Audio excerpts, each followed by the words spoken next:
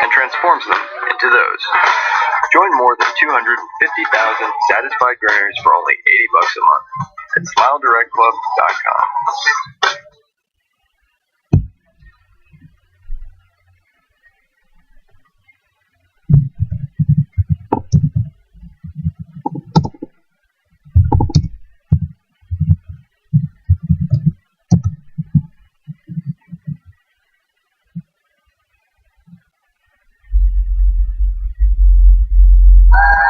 Please join as the Green Beret of 5, 5th group leads us in the Pledge of Allegiance.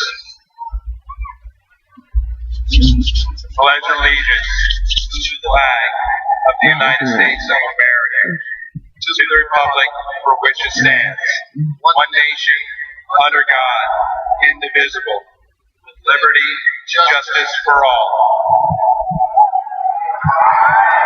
Please remain standing as Billy Malden with Motor Racing Outreach offers our invocation. Let's pray. Gracious God and Heavenly Father, as we rise up once again, we do so grateful for the freedoms that we enjoy tonight, and grateful for the men and women of our armed forces, both at home and abroad, who are defending them and protecting them for us. Watch over us and protect them. Be with these drivers, teams, officials tonight. Watch over them. Give them a safe night of racing. And may your peace and your presence be with us all. In your holy name we pray. Amen.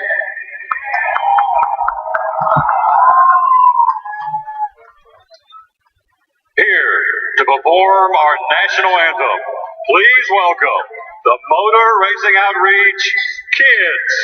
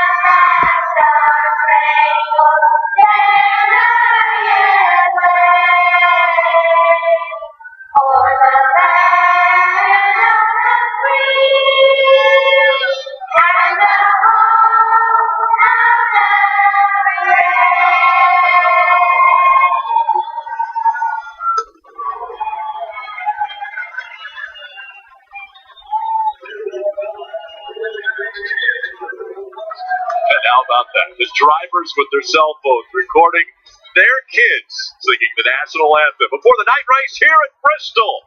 When we come back, we'll fire the engines.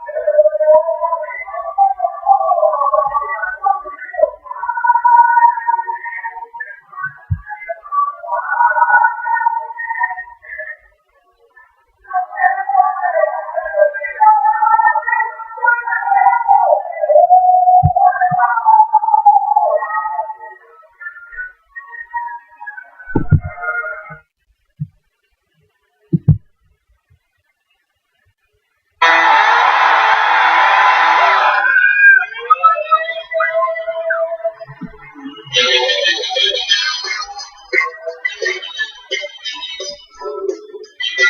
was a beautiful day. The sun beat down. I had the radio on. I was driving. Trees flew by. Me and Del were singing. Little runaway. Yeah, I was flying. Yeah, running down a dream that never would come to me. Working on a mystery. Go wherever it leads. Running down a dream.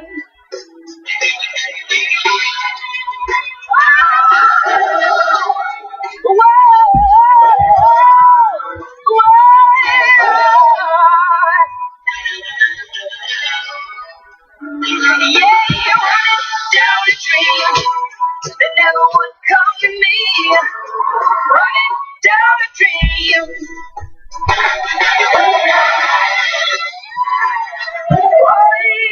Running down a dream.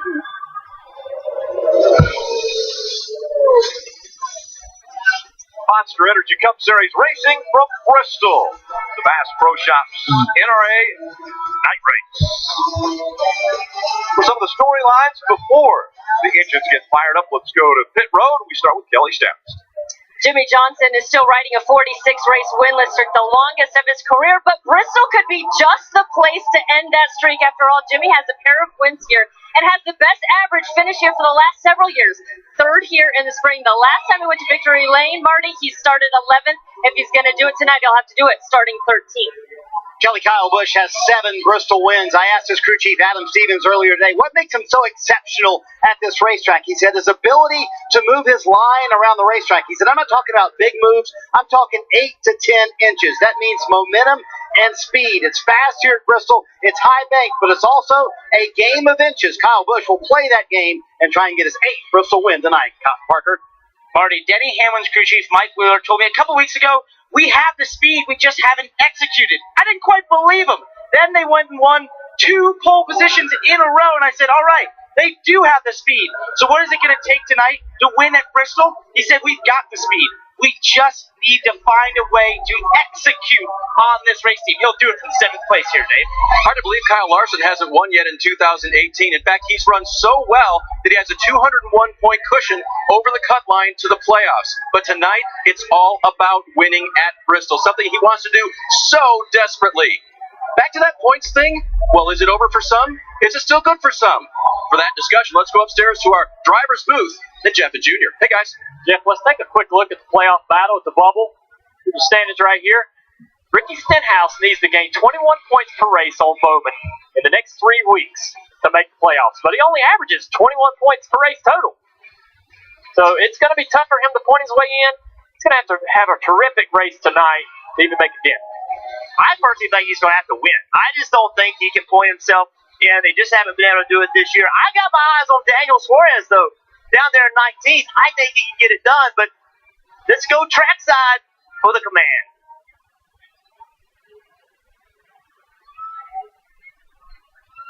Ladies and gentlemen, the track is ready. The drivers are ready. It's Bristol, baby. Are you ready?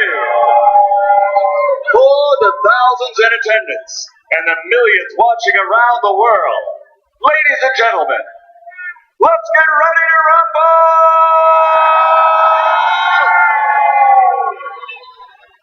And here to give the command of the 5 most famous words in motorsports, please welcome our Grand Marshals, noted conservationist and founder of Bass Pro Shop, Johnny Morris, legendary angler, Bill Dance, and the CEO of Ducks Unlimited, Dale Hall, along with 200 Bass Pro Shop store managers.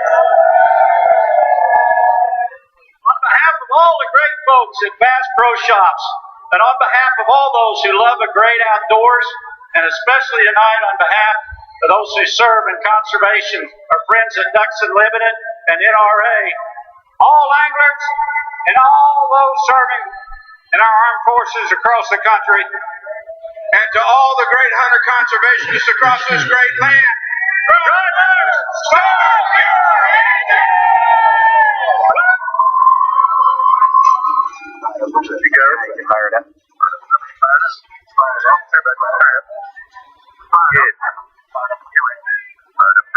Engine's fired up, fans fired up. We're ready for racing under the lights at the world's fastest half mile.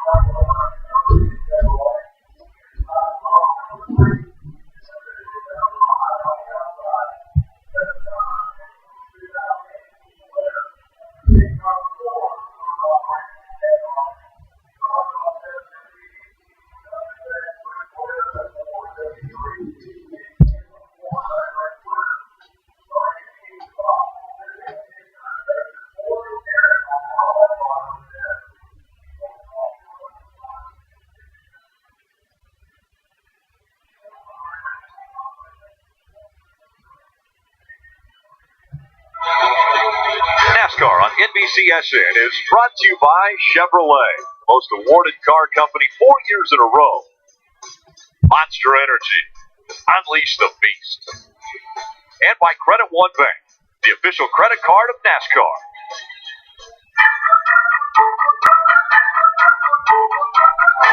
The Bristol night race was always a race that everybody had on their bucket list. You just can't miss it. Kyle Busch, get out the broom. You just swept at Bristol. The adrenaline of that race and being in a night race, and when cars crash, the sparks that fly, the tempers that flare. So I think the action was great.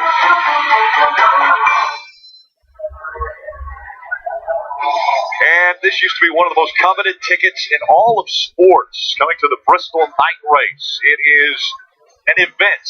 It is something that it's a must-see. If you're a race fan, you've got to experience. Want to take a look at the starting grid for tonight's race?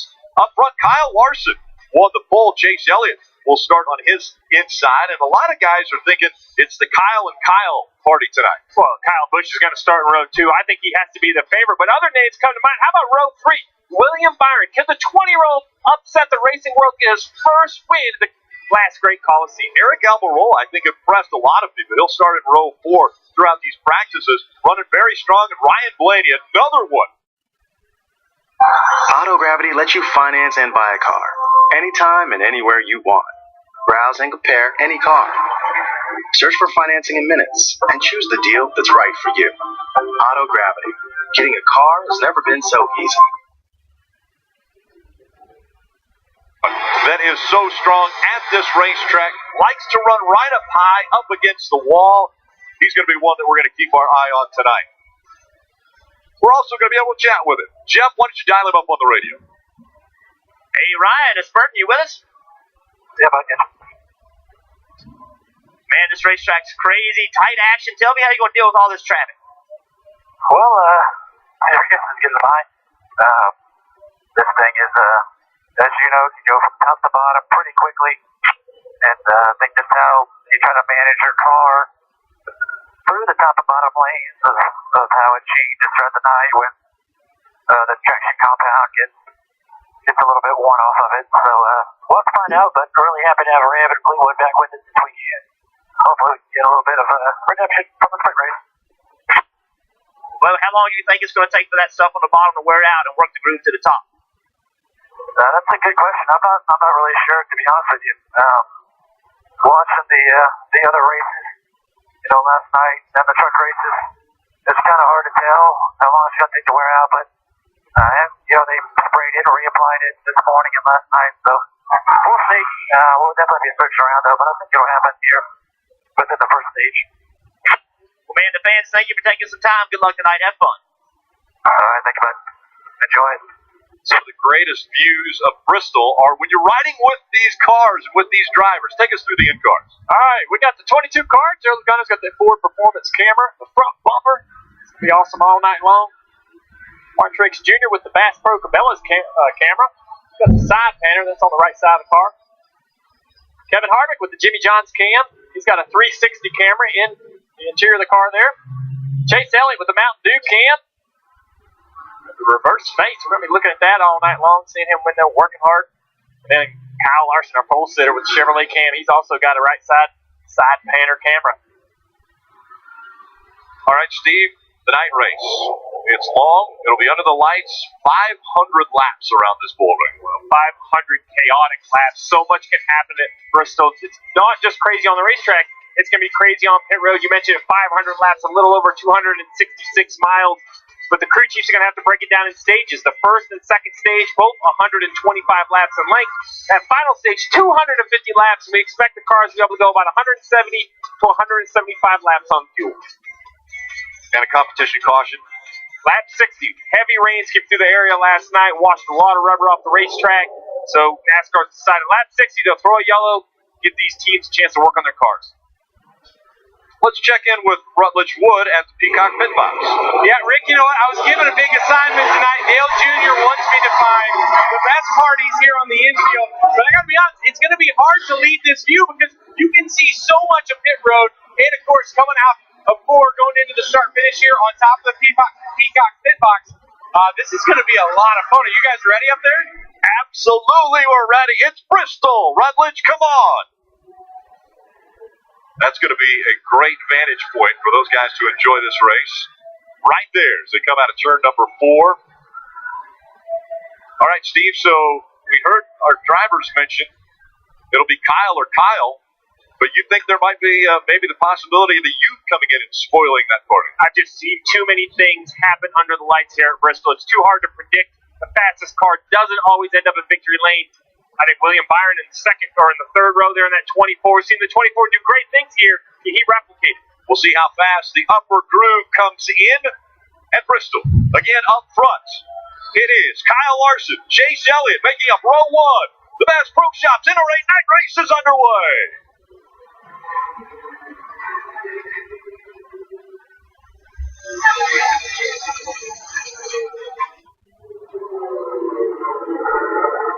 And already, Paul Menard putting a bumper to the back of Chase Elliott, almost up into the wall. Paul Menard's going to take second. Paul Menard real aggressive right off the bat, and that's kind of the mentality it takes at this racetrack. We haven't talked much about Paul Menard, but he's also in that position. If he can win tonight, he's in the playoffs. He really closed on Kyle Larson in 3 and 4. And Kyle up in the middle. The 18 of Kyle Busch is around. Contact, they're rolling in there. Greg Golding hits late. And Steve, you said it. I don't think that's a left runner. Just because you have a great car doesn't mean you're going to avoid these kind of things. It's lap 2. Already in Greg. You see the 18 pull away, the tail panel damaged very heavily. The left front tire took a very hard shot. We'll have to see All the rear seat metal KO'd. what the suspension looks like. Bubba Wallace with heavy damage on the 43, smoking. I assume the radiator's knocked out of that car. Steve, there's mandatory parts that have to be on these cars at certain racetracks. What do they have to do, especially to the 18 with the back flying off of that? So the tail panel is required at some racetracks. NASCAR's going to have to make the decision whether they feel the speed here is high enough that that's going to be required. That'll be NASCAR's decision. But remember, the biggest difficulty here is you only have 6 minutes to make all of your repairs, and pit road can be so long here. You spend so much time. Let's take a look, guys, at what happened. This is coming out of turn 4. Kyle Busch on the bottom of the racetrack gets up the racetrack out of that sticky stuff into Ryan Blaney. Then he just spins in front of the field. And when he does that, a roadblock right there on the front stretch. Look, little contact for the 78.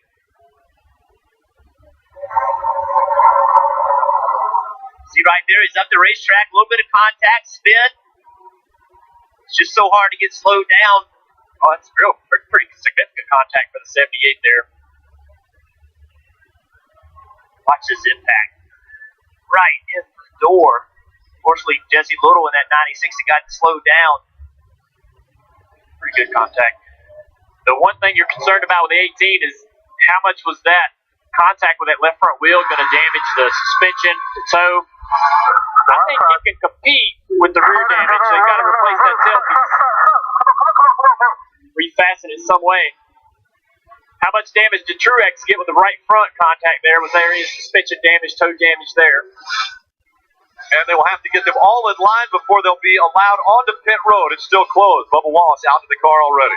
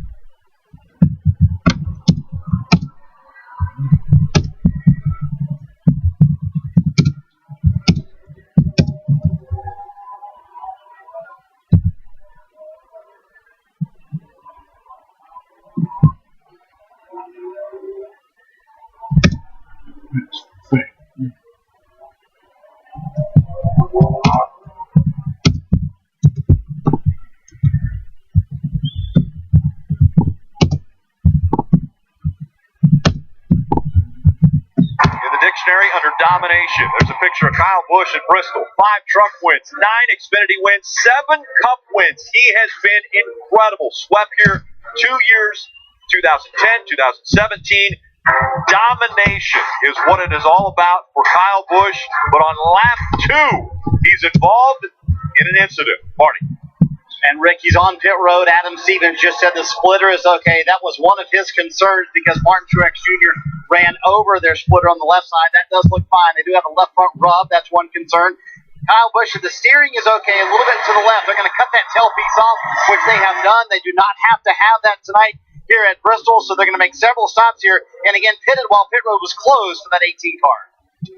Remember, the clock is always going to continue to go every time he goes on a pit road, so that's going to be difficult for him. But last night, he was dominating the Xfinity Series race, was out front by 3.5 seconds, got out of the groove on the high side of the racetrack, got into the wall. Well, it looked minor, but he cut the tire down. That put him up into the wall, and in the end, he couldn't get back out on the racetrack. He was out of the race. So Kyle Busch not able to continue in the Xfinity Series race, not happy at all after the fact, and now, at only lap 2, this happens. Yeah, and he's inside the 12. There's no contact that forces the 18 up the racetrack. He just loses control. His race car slides up, maybe touches the 12 limit, spins around, and now he's just at the mercy of everybody behind him. The track gets clogged. There's contact. This hit right here from the 96, you heard Dale Jr. talk about it. That's a heavy, heavy shot to that left front tire. I know they're starting to work on the body. As Marty reported, NASCAR has let us know they don't need the tail panel at this short track. That's not required. So now it's about getting clearance for the tires. But guys, I'm not sure that left front tire, I mean, that suspension would take hours to survey at the shop. Here they're going to have mere seconds on a pit stop. Yeah, he said the wheel was to the left a little bit, meaning the toe is off at least a little bit. So that's something they're going to have to address for sure. They're going to get plenty of time tonight to work on that. Another car that I saw in that crash replay, the 19 of Daniel Suarez. He's going to have a great night tonight. If he can't win into the playoffs, I mean, he's going to have some. This was a chance. I think he had great speed in practice, so we saw him have contact with the left rear quarter panel from the 43 car. It's pretty severe contact, so that hurts his chances to win down the day. And Junior, he's going to come down pit road right now, work on that quarter panel damage you talked about. In fact, saw up part of the bumper cover there. Daniel said also, I got into the wall a very, very little amount. So little front end, but mostly that quarter panel. You can see they're working hard on that because, Junior, even at this track, getting a whole race car can be really helpful. And you see him tearing that crush panel out right there, throwing it over the wall. That's going to unseal the interior of that car. He's got to run all night long with carbon monoxide and all kinds of gases coming into the car. Coming up into that left rear, there's Truex working on his car down the Kelly. Yeah, Junior, don't know exactly how much damage trying to see was done to that right front. At the very minimum, Martin Truex Jr. felt like he had a flat tire. They had some bare bond ready. You see they're making sure they have good clearance now that they've replaced that tire. And the other thing I can tell you is Truex just saying it was so slick down low. He said he was dead sideways through 3 and 4 before that wreck, Parker. Right, Kelly. And Denny Hamlin actually had similar comments before the green. He said it looked like there was puddles of that PJ1 put down on the bottom before they got going. And you can see where they fixed the damage on that 11 car. They've been down pit road twice trying to keep that hood down and pull out all the fenders on the 11. Not a good start for a guy that qualified in the top 10. Yeah, this track's going to be slick in parts because of the rain, washing off some of that rubber from the night before. But we saw cars like Paul Menard. He was running really good right around the bottom before this wreck happened. Looked like he was flying around 3 and 4 with a lot of grip. So a lot of these guys' cars reacted differently. We're going to work on this left front fender, try to remove that tire rub. Bending the fender's rolled up at the top at this 12 o'clock mark. Also, we're going to lose a lap. Let's do it. And you hear Adam Stevens, we're going to lose a lap if we don't get this fixed quick. So they're going to put the left side tires here on for Kyle Busch. Again, they put on left side tires only right here, trying to stay ahead of the pace car. They're barely going to do that. And Adam said on the radio, this might be our only shot to fix it before we go back green. So there's a couple things. The first thing Adam Stevens needs to make sure they do is do not exceed the crash clock. I don't think they will. They've been down maybe 3 times, about a minute and a half a time. They're about 4.5 minutes total. You're allowed 6. So they should be fine there. And how the crash clock works is once all of these cars that were involved reach minimum speed, which is a time set by NASCAR, it's usually about a 1.5 seconds off the pole, normal race pace. Once all of these cars make just 1 lap, Rick, they're cleared for the rest of the night unless they get another accident. So after that, then all of these cars can really make all the corrections and all the repairs they need. Minimum speed's just barely under 18 seconds. Should be not an issue, but look at the smoke tire rub on the 18. I'm not sure that's just sheet metal, guys. I wonder if the suspension's not damaged, making the car travel awkwardly. It looked like they had hammered it out pretty good. Yeah, see, they're going to come back down right now, and they know they're going green, but they're going to come back down. They said they just can't take a chance here, so they're going to try and figure out where this rub is and see if they can diagnose this a little bit more in the 18th pit. They've already used about 3.5 minutes of the crash clock, so they're going to have to really pay attention. It's not just a lap. They don't want to be eliminated, Rick. Absolutely. Now, about ready to go back to racing as the 42 of Kyle Larson has Paul Menard on his inside as the green flag comes back out. So now think about these guys. They just saw a big wreck by guys being on the bottom. How do you with confidence drive that car as hard as you want to on the bottom of the racetrack? See, some are confident, some aren't. Look at Kevin Harvick. Oh, there's contact. Harvick takes the lead away from Kyle Larson. Larson slides up the... This is Toby. He loves shopping at Chewy.com because with Chewy, he gets low prices on his food, toys, and treats. Unbox the savings today. Save 20%. The racetrack, and there was contact made between Kyle Larson and Ryan Blaney. That's pretty concerned with that left front of Blaney. Kyle Larson coming back on the inside. Harvick's having a little trouble hooking up on the outside line here. It's really hard to tell what these cars are, how these guys are feeling about the grip. Where the grip is. There's only one way to find out, though, isn't it? That's just drive the car, drive it hard, and find the limit. Of course, you see already 2 cars in the front lose the bottom and lose grip. Blaney's looking at the lead. Yeah, Larson come off the bottom there. Look at that run in the middle by Blaney. Looked like Larson was going to run right around the bottom there, slipped up off the bottom off turn 4. Blaney gets that run. The whole field now wrestling for the bottom of the racetrack. So we just heard the drivers talking about the bottom being very slick. Well, now they're all on the bottom. So that's what's confusing about this chemical they lay down is when does it fire off? How long does it take before you can make grip on the bottom of the racetrack in that chemical? Yeah, Kevin Harvick, who was leading the race, has already fell back to 5th place. Just in front of this pack here. Paul Menard, who was running in 2nd. Junior, he's fallen way back since the restart. He just radioed into his crew. Something's wrong. Remember at the start of the race, he had super grip down the bottom and nearly got to leader Kyle Larson, but now he's in trouble. So we just get a report. Michael went down the 34 car. He did not get out before the time ran out on his damaged vehicle policy, so he's out of the race.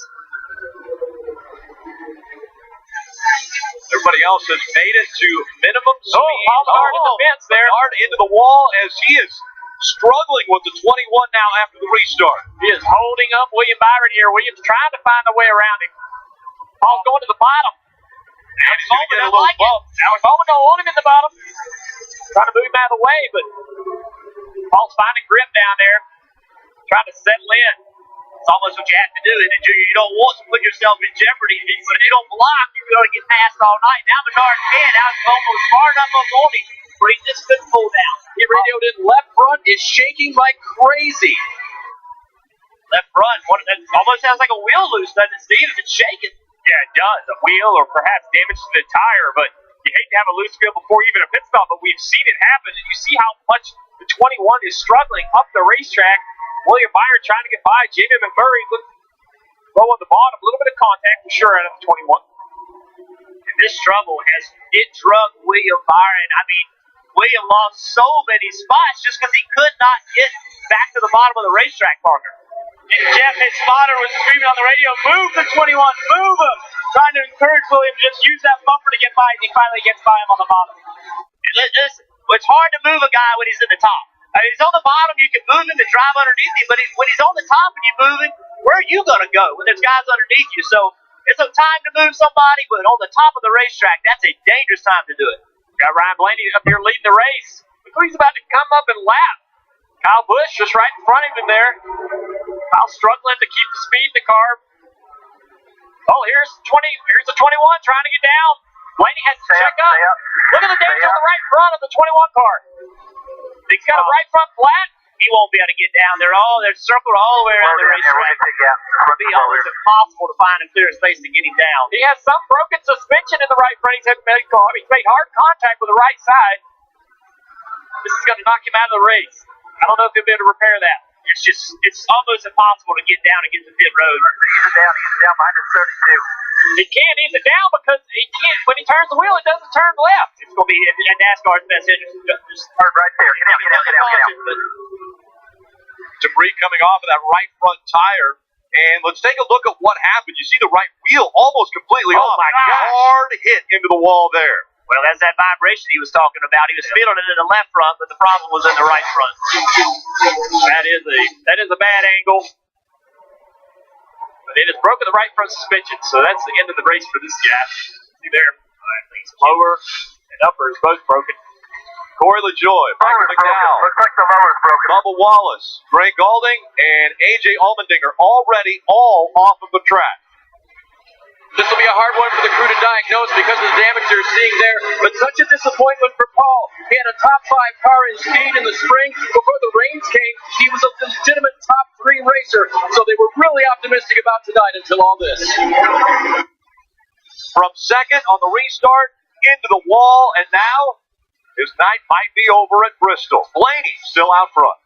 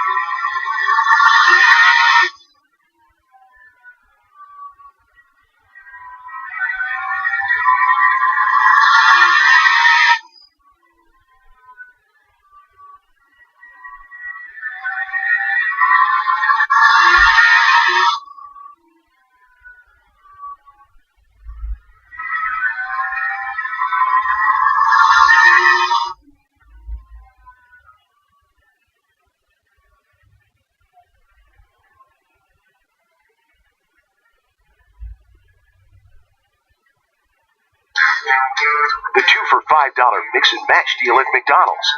Choose 2 of your favorites like the Big Mac and 10-piece chicken McNuggets for just $5.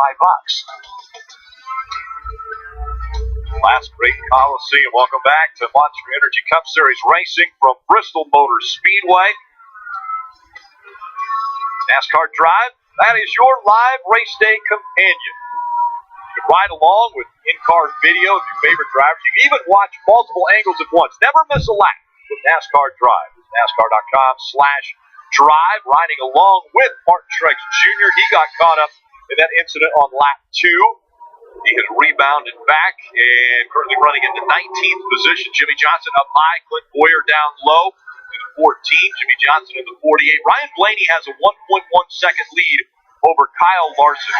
Those two trying to separate themselves, but Chase Elliott holding on to third right now, about half a second back from Larson. Then it's Ricky Stenhouse Jr. and Kevin Harvick all in the top 5.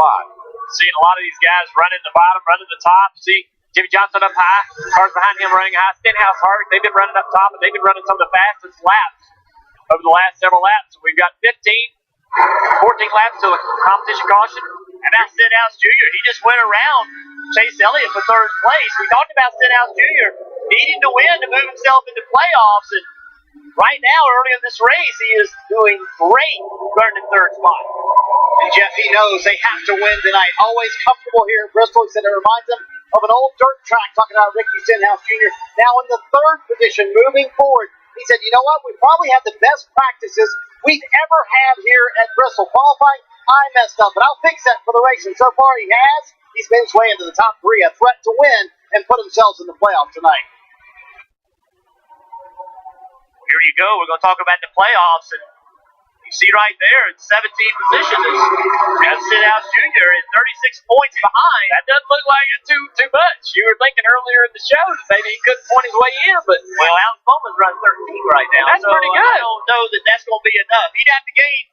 He's got 3 races to do it, and this is his very best racetrack. So the track's coming up, or tracks he doesn't run well on, so he's got to get it done tonight.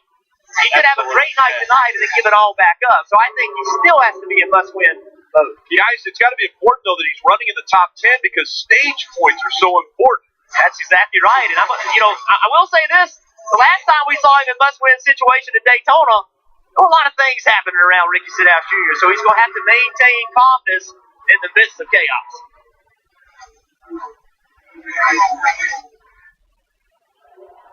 And Chevrolet on the move as we look at Austin Dillon. Started all the way back in 40th and has moved up 26 spots, currently running in the top 15 and 14th now. This that big wreck and has been very patient. He's passing cars, picking and choosing his moments. Definitely being wise through traffic, Parker. Right, Steve, and the reason he was in the back is because they failed pre-race tech 3 times. His car sheet Craig Ebert was ejected. They're going to lose 30 minutes of practice at Darlington next weekend. But they knew they had a great race car. Speaking to his crew chief, Justin Alexander, he said, it doesn't even bother me we're starting back. We know we can pass. You see that now. We've seen glimmers of greatness out of RCR, Richard Childress Racing, for the past couple weeks.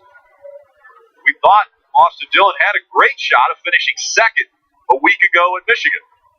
See it with the other RCR car. Ryan Newman going a lap down right here. David McMurray going a lap down. That traffic has allowed Kyle Larson to gain on Blaney. And we mentioned it's about 3 laps until that competition yellow. And the last time we saw this 18 of Kyle Busch, he was coming to pit road as the field was coming to green to work on that left front tire rub. Well, he is 2 laps down, which is very difficult to make up. But this early in the race, it's definitely possible. And the laps right now, faster than the leader consistently. So even with all that damage, I wouldn't quite count the 18 out quite yet. It looks like a Bristol race car. As you mentioned, a competition caution coming up at lap 60 because of rains that came through tonight as well as this morning and afternoon. And so the teams will then have an opportunity to work on the cars once again. Everybody can come to pit road and get fuel if they choose.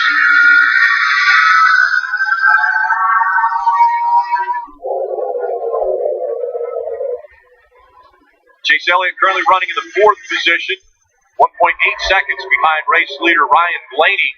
And Chase Elliott and Ryan Blaney, a very close group of friends. Matter of fact, Ryan Blaney went back with Chase Elliott to celebrate his first win that he got in Watkins Glen. There's the competition caution that just come out. Somebody that caught a huge break with that competition caution, Jamie McMurray. The junior and I have been over here watching him. Something was getting to happen. He has a tire down or something, and he got a lap down, but he caught a huge break by that caution coming in, weaving the car back and forth like he may have had a loose wheel. He's trying to figure it out himself, self-diagnosed issue. Very close to going 2 laps down there, which would have been a difficult thing to overcome the rest of the night. So everyone will get in line before they come to pit road. Looking forward to tomorrow. Points leader Scott Dixon in the Verizon IndyCar Series. They're going to return to action this weekend at Pocono Raceway. Again, that's tomorrow, 2 p.m. Eastern on NBCSN. Will Fowler actually won the pole earlier today. The Indy 500 winner has won the last 2 Pocono races. So should be a great race for the Verizon IndyCar Series. Now, Rick, one thing about Bristol, it's cramped on the racetrack. Well, it's cramped on pit road. These pit boxes are small, and with over 22 cars on the lead lap, that's a lot of cars to hit pit road at once. Hopefully everybody will be able to get in and out 30 miles an hour. They have to crawl around this place, Marty. And coming down pit road, the leader Ryan Blaney, Ricky Stenhouse Jr., and also on this end of pit road, Chase Elliott. You can see all 3 of those guys. Top of the screen is Ricky Stenhouse. He said it was really good early, but got tighter the longer he ran. And he said, for some reason, my brakes feel like they're going long or a little bit soft for Ricky Stenhouse Jr. We'll watch that for Ryan Blaney. He said a little bit loose the longer they ran. And for Chase Elliott at the very front, these backstretch pit stalls tight early, improving though as he runs. These guys all with 4 fresh Goodyear tires and Sunoco fuel. Dave, on the front stretch, you'll see 10th place Brad Keselowski, 7th place Eric Almirola, and 2nd place Kyle Larson. Most of the drivers reporting that their cars are tight. I don't think anybody will pull a strategy move here with a green racetrack. They'll take 4 Goodyear tires and Sunoco fuel. Larson's car was tight enough that he wanted a chassis adjustment. So the early leader of the race, the pole sitter, will get a little bit more adjustment. See, Ricky Stenhouse Jr. looks like he'll win the race off pit road. And that race off pit road brought to you by Kroger Click List. You see Stenhouse Jr. gaining a couple spots. Clint Boyer as well. Blaney, Larson dropped 1 each.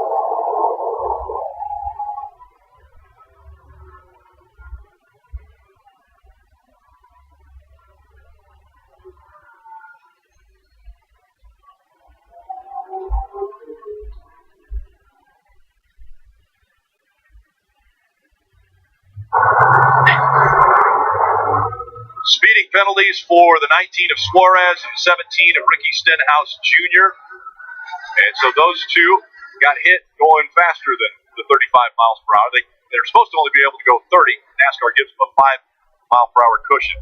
Field approaching the Geico restart zone. It is Blaney and Larson. Blaney up top, Larson down below. Just like last night, that outside line seems to be the preferred line to restart. Look at Larson struggling off of turn 2. Look at their catching. Kyle Busch just came off pit road. They're still working on the car, and he's going to have to fight hard here to keep from going. This would put him 3 laps down. Yeah, he's going to have to drive hard. He knows that he cannot afford to go down another lap. We're going to have a lot of cars getting the wave around, a lot of cars getting the lucky dog. It's going to make it difficult for him. And he's 3 down. 2 down is doable. And if you're Ryan Blaney, I think that's your goal. I think you want to put him 3 down. You don't want to give this guy any hope at all. Eric Jones giving Jimmy Johnson a little bit of bumper down there in 3. Turn 2 for the 3rd position.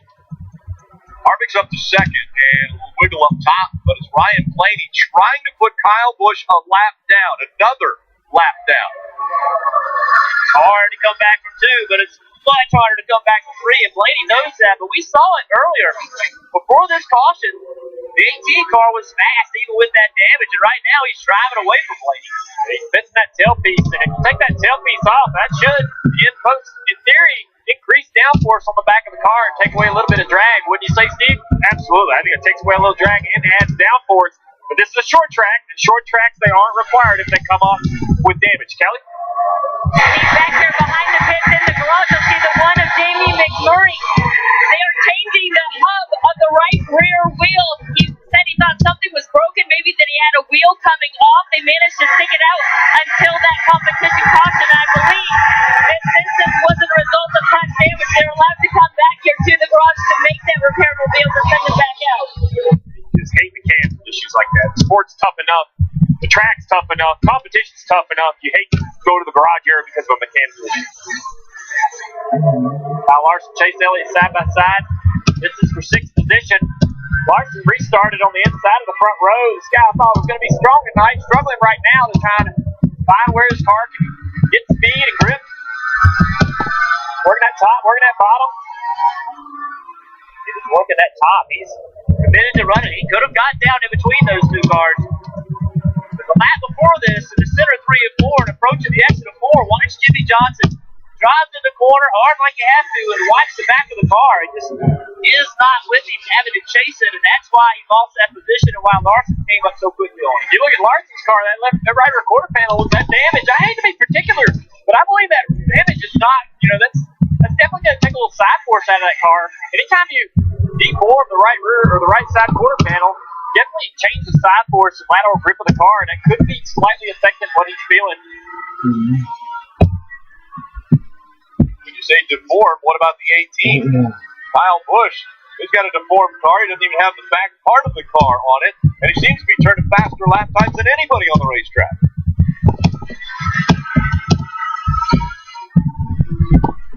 Great shot. You can see the 2 distinct grooves. Logano's kind of running the middle. On the quarter panel, the 18 car is kind of flared out. You want that. That's like a wing, like a little spoiler on the right side. Definitely not having that tailpiece is going to decrease drag and maybe increase the downforce. Pretty wide battle there. Trevor Bayne trying to get in the middle of this argument. Oh, man, that's tough. Tough for Trevor on the inside, going into that shallow, trying to keep the car low. Potter's got to be on the ball right here. Let everybody know where they are. 3 wide and where you're 3 wide. Good job, everyone. That was tight racing. Right, what you got going on down there, bud? Jeff, I was on top of the Peacock pit line. It almost seemed like slow motion. So I'm wondering, from a driver's perspective, how much can you see? Because it seemed like for a lot of cars that would have been avoidable, but so many of them just kind of stacked up there on the side. From a driver, can you see at all when you're coming out of 4 there? So when you're in the middle of the corner, so follow Joey Logano right here. So he's right in the middle of the corner. He can't see the exit until now. So that's how quick it happens. And you're running so fast, Junior, that when something happens, these cars just don't stop. If you don't see it, spotter calls it, the next thing you know, you're in the wreck. Yeah, this place is the banking's so steep. you can't stop for a crash happening right in front of you. Hard to avoid.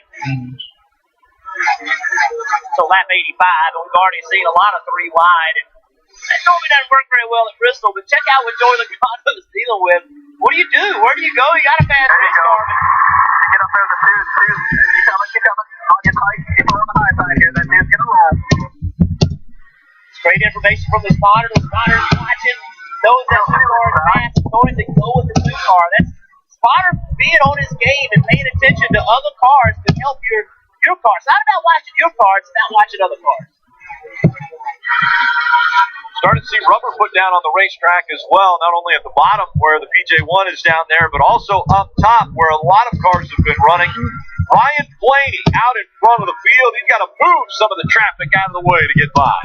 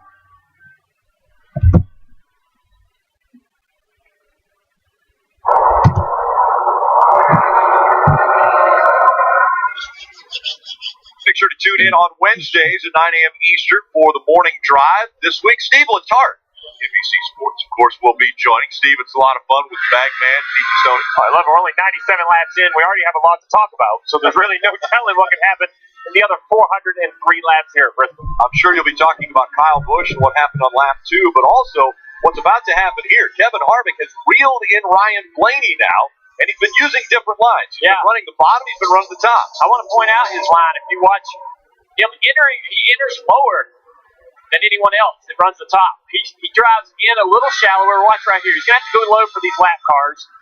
But once he gets back to the top, and the 12 car gets back to the top, our leader, Ryan Blaney, Ryan goes in a lot higher, a lot wider. And I've watched Harvick here for years drive that entry so shallow. Let's see if he does it right here. See how low he is? But he's going to drive up to the wall. See how much he gains right there? Oh, he slips right there. But the advantage, though, is on entry. He gains so much on entry, and he maintains off, and he just keeps chopping away. Every time I try to run that line on entry, that little bit lower line, I would push from the center off. I couldn't get the car turned, but I don't know how Harvick does it, man, but he always runs that shallow entry, even running the high line. He never enters right on the cushion. The other guy chopping away, is Clint Boyer. He's on the very bottom. He's committed to the bottom right now. How much scorecard drives in. He just drives in so deep. But he's so shallow. I have no idea how he gets his car to turn so well.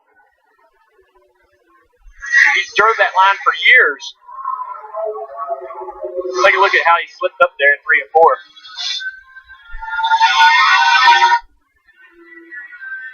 And he gets in the corner. Just right, got the right rear a little bit in the marbles. You see him, he glanced in the mirror. He knew he lost a lot of momentum, so he did that glance in the mirror to understand where Boyer was, making sure he hadn't caught a lot of ground on him. He needed to run a particular line. Every driver's going to have that moment multiple times tonight. We're not going to see every one of them, but all the time.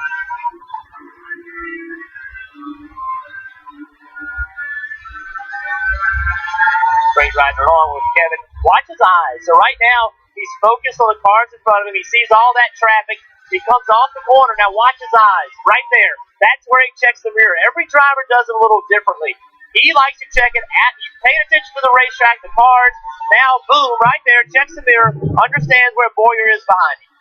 You do that because that's a way to tell whether you've made a good corner. You know, you're going to change some of your corner. You're going to change where you lift, where you get back in the gas. You're going to change the way you drive the corner, and you look in the mirror to see if that was better. The only way you can tell is whether you pull away from somebody or if they gained on you. Kelly. Yeah, Junior, you asked how does Kevin Harvick get the car to turn that well? Well, it wasn't turning before they made that last pit stop. He said he was just way too tight through the middle, and he couldn't put the throttle down on corner exits, and they made a chassis adjustment to help him out. You also notice the different lines he's running. Tim Fino has spotter said the high line's coming in. Now the low line is too, Marty.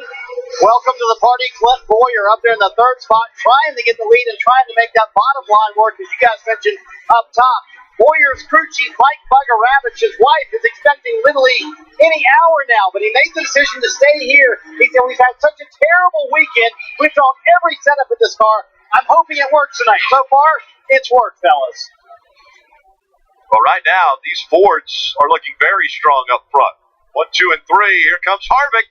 Now with the traffic in front of the 12, Blaney. Harvick gets to the door of Ryan Blaney. Can he make the pass? William Byron up top, holding up Blaney. Blaney's going to have to get aggressive with this lap traffic, or he's going to be trapped behind him. There he goes to the bottom. The bottom of 1 and 2 is going to work really well all night long. The bottom of 3 and 4, not quite as good as the top. And Blaney hasn't really been messing with the bottom much. He's been on the top. Boyer and Harvick both have been trying it a little bit, so they may have a better understanding of what the car can do on the bottom. Now Harvick's going to try to jump up on the outside, trying to get around him. So This is the deal right here, though. See the 0-0 car? That's going to be Landon Castle, and that's going to determine what happens right here with this outside lane. Can they get around him, make it 3 wide? How does this going to work out? That's going to cost Harvick here second position if he's not careful. And Harvick about to lose second to Clint Boyer. Landon Castle is Harvick's going to go through the middle. He's going to try to force. Oh, he's not. See, if you're getting aggressive like that, maybe he'll be able to maintain second position. He doesn't want to give it up to Clint Boyer. That's where Boyer's been running. He knows what his car is going to do on the bottom. That's where he's been the best. So a car that's going to wake and work on the bottom, I think Boyer in that 14 Cummins car, he has the best shot of doing it. There he is. He pulled up in front of him. While all this is happening, look at how far ahead Blaney is now. He's done past one of the big three. Mark Truex Jr.'s a lap down. Now there are only 21 cars on the lead lap, less than 9 laps to go in stage 1. They've also run down Kyle Busch. He had a half a straightaway, almost a three-quarter straightaway on the leader. And remember, with all this trouble in front of Blaney, he was leading this race in the spring and got in a wreck with lap traffic. See this 3 wide. Boyer trying to get by the 2 lap cars. That's Benedetto in the 32. He's trying to find the line. Watch the front of you, watch the front of you.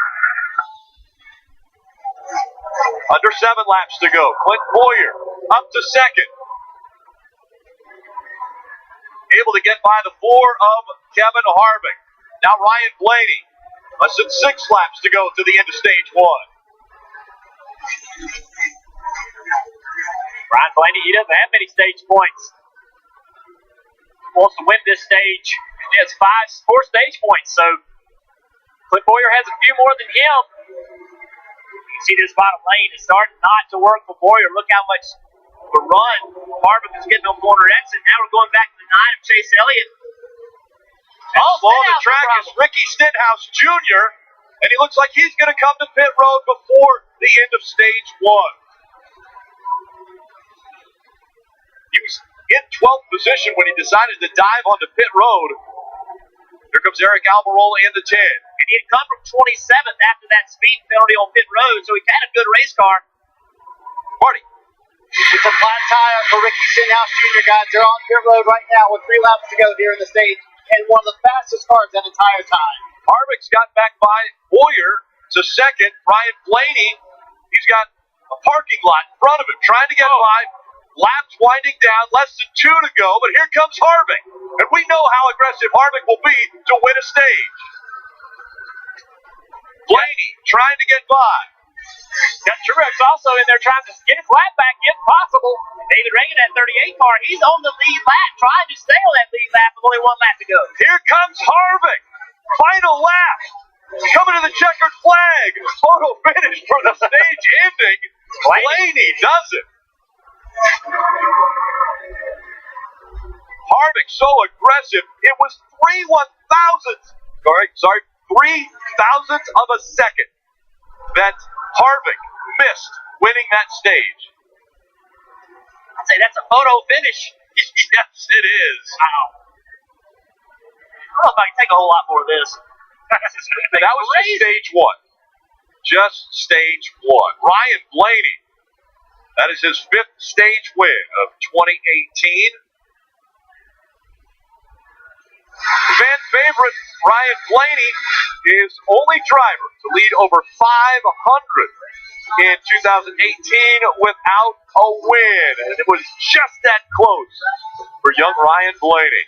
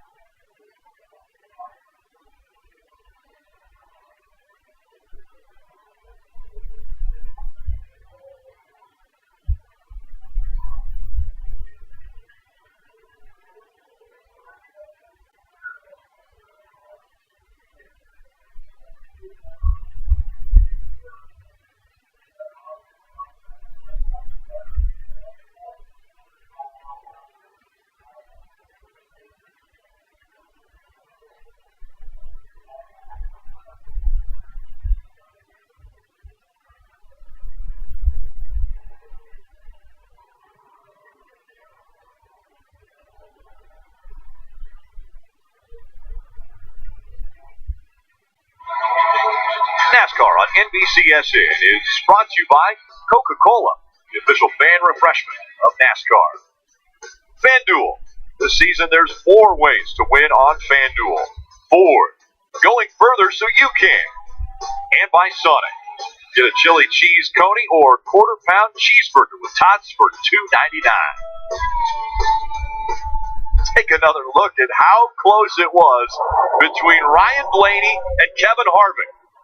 This is for the stage win. Harvick has him, and then Blaney on the high side, 3 thousandths of a second, gets the stage win. And how close is that? Well, I said photo finish. That was close. And they're getting ready to come to pit road. Again, NASCAR scoring has to get them all in line before they open up pit road. not only pit stops, but our adjustments are going to be important because the sun is finally set. The track is going to continue to change. So, Kelly, we're going to see which crew chief makes the right adjustments on their race car. And Kevin Harvick did not like the adjustments the Ford team made the last time on pit road, so they're going to go back on those. He said he has no rear grip. The Ford car just snaps sideways, he said, when he tries to run up top. They're also going to make an air pressure adjustment for Kevin Harvick. 4 tires and fuel, Marty. His teammate Clint Boyer finished third. Kelly in stage 1. He said the car was too free on entry. They debated on a wedge adjustment, and Boyer weighed that off. Said, you know what? It's going to take too much time. Just give me an air pressure adjustment. Up front, Ryan Blaney with a nice stage win and a fun battle with Kevin Harvick. He said he was loose on entry, but needs more center turn, so they're going to make a wedge adjustment, Kelly. Parker? And Marty, Eric Jones is going to pit out of 8th place. He was as high as 3rd in that stage, but then came across radio screaming how loose he was. At one point, he thought he had a tire going down. They're going to do 4 Goodyear tires, an air pressure, and a wedge adjustment. Both 6th place Eric Almirola and 5th place Kyle Larson did the same thing on this run. They went to the bottom. Almirola used it to his success moving up. Kyle Larson got some spots back, but Larson's really unhappy with his race car. Lots of adjustments to the 42 and lots of loss of position on pit road. I would say that has to be Happy Harvick. His crew got him out first off of pit road.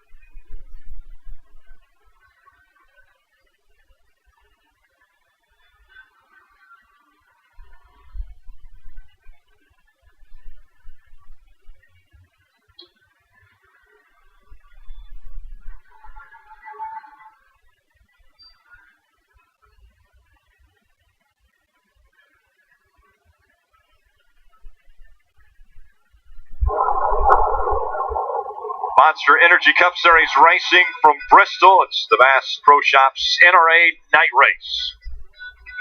In 2 weeks, Darlington Raceway going to host the official throwback weekend of NASCAR, classic paint schemes, all the great legends of the sport on hand.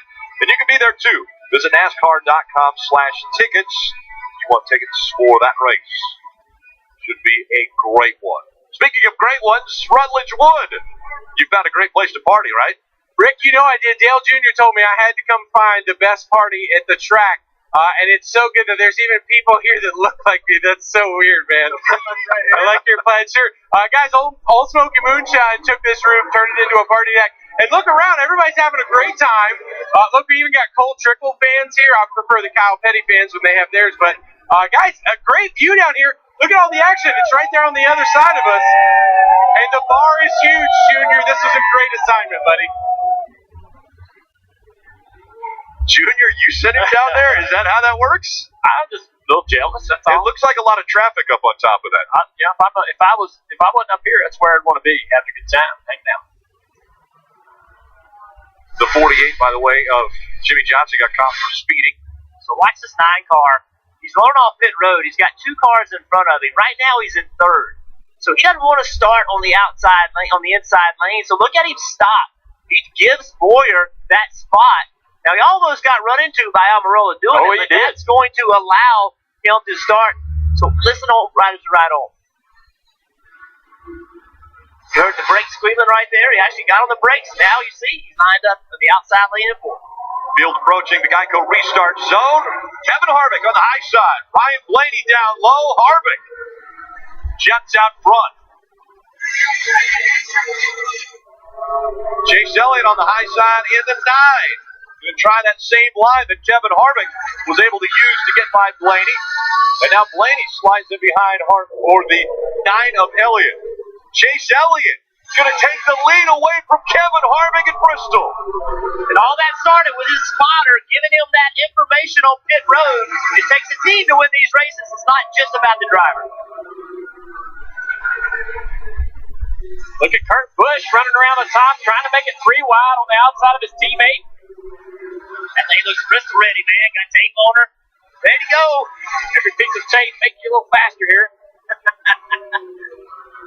He's making that outside work. His teammate Harvick is going to be forced into that outside groove. He's going to have to make it work, too, to stay ahead of Ryan Blaney. Blaney trying to come through on the bottom. Doesn't quite clear him off of turn 4. Joey Logano, this is off the left front of his car, trying to stay down in that adhesive that they added to the track. Guys are still trying to use it, so Clint Boyer said it was wearing out, but look at our leaders. They're all down in there trying to use it. See, Harvick's struggling a little bit. He did this in a restart prior to this as well. Later in the run, though, he came on to see if that's what happens this run as well. Which way is the top? You're talking about that substance at the bottom of the track. It's called PJ1. That's after the guy who now owns the company, PJ Harvey. It was originally designed as a high-temperature coating for NASA, and it has now gone on to be a part of drag racing and a part of NASCAR as well. Chris Larson back in the conversation. He struggled. He was the fastest car in practice. Had a 50-lap run. Who runs a 50-lap run in practice anywhere, much less Bristol? But his car was so good, and he was still 4th on average with 50 laps straight. Back in the conversation here, he fell back throughout the race, but looks like they've improved his car on the last stop.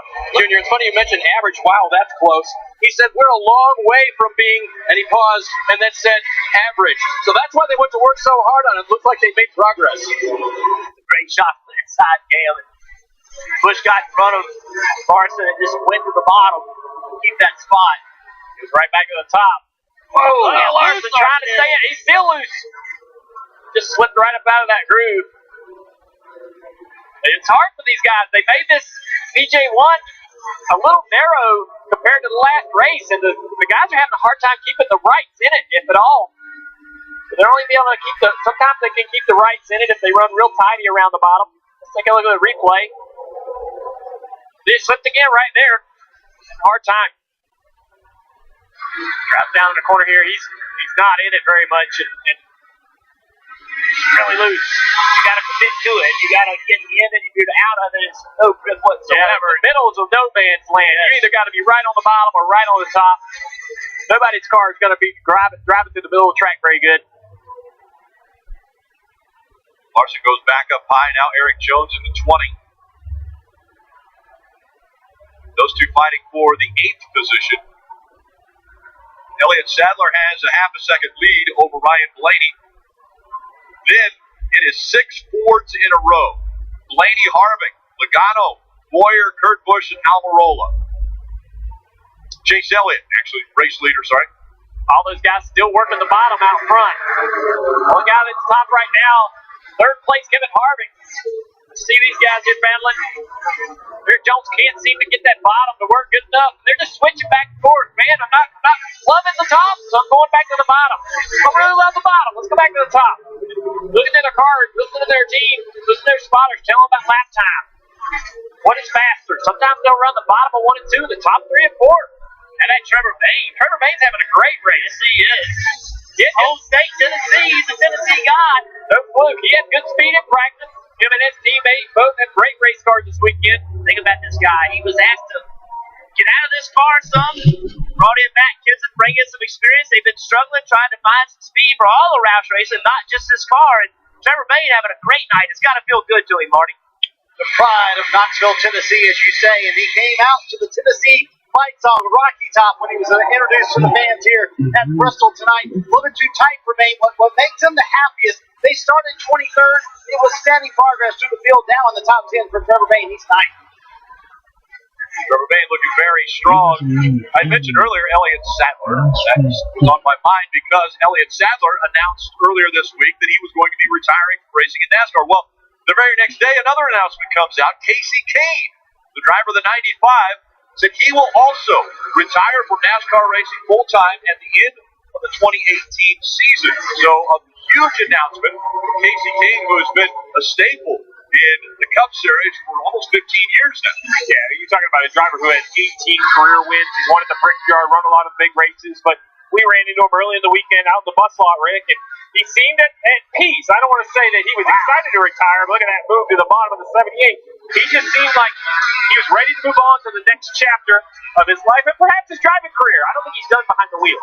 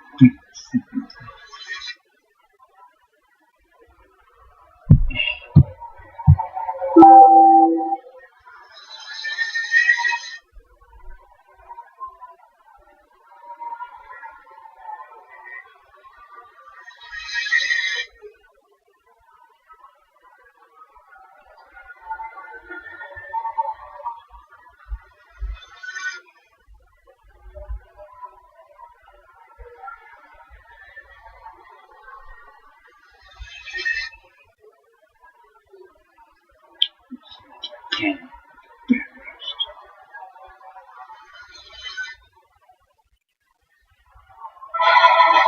Monster Energy Cup Series racing from Bristol Motor Speedway, the last great Coliseum.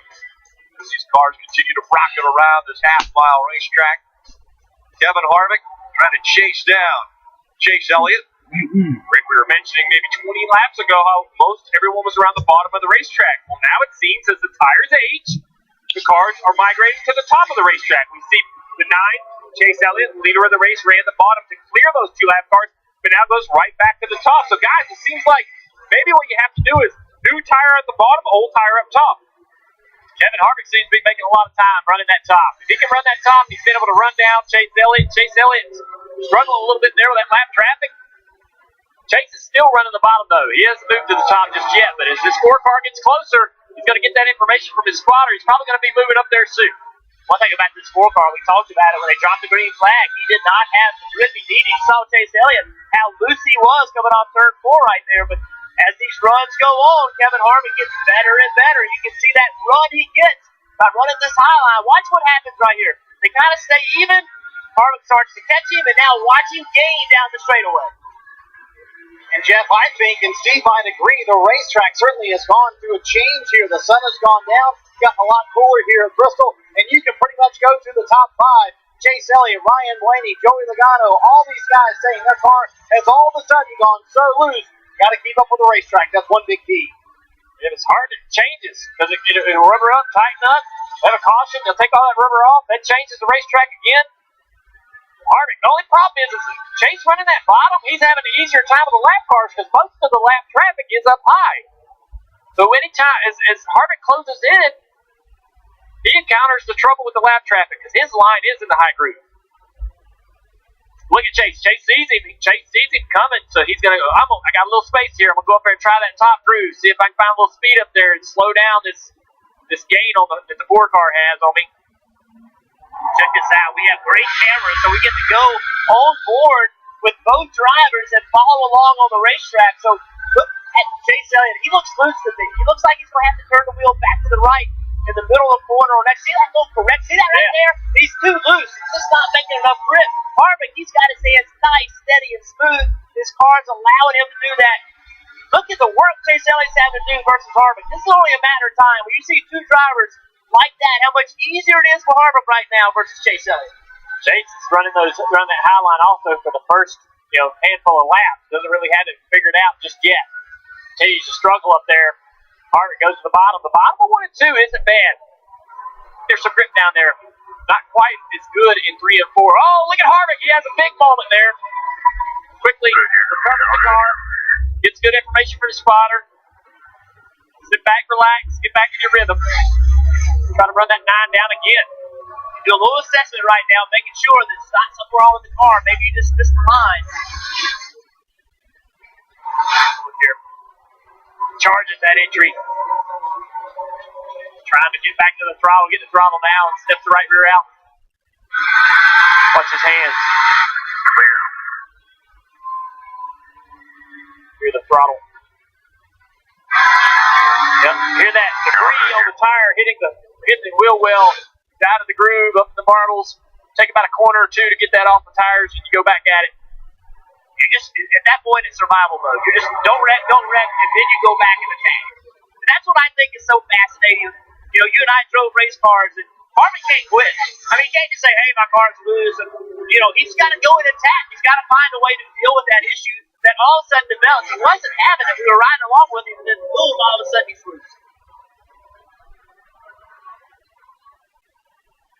I want to take a look at tonight's Subway Fresh Take. Parker Kligerman.